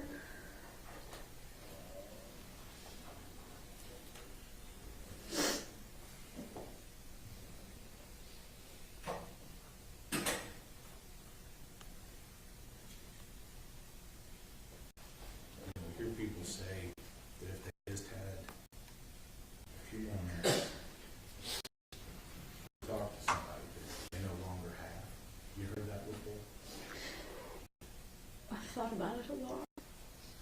Can I ask you had those the day sitting in this, what would you tell her? I'd tell her I'm sorry. And I would tell her how much she means to my dad and her sisters. And how much she is loved. And how much we want her. And just, I'm sorry. How sorry I am that I didn't protect her.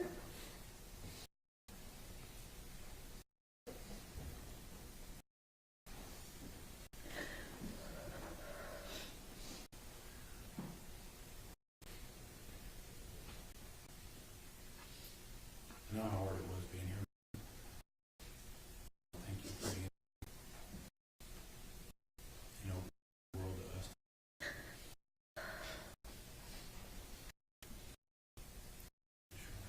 Examination. Ms. Gandy, I'm very sorry for your loss. I'm not going to ask any questions today. Thank you very much. May this witness be excused.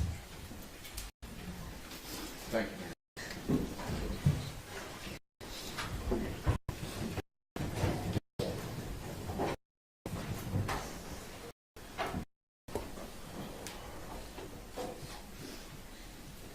Okay, we're done for the day. We'll start back up at 9 o'clock, okay?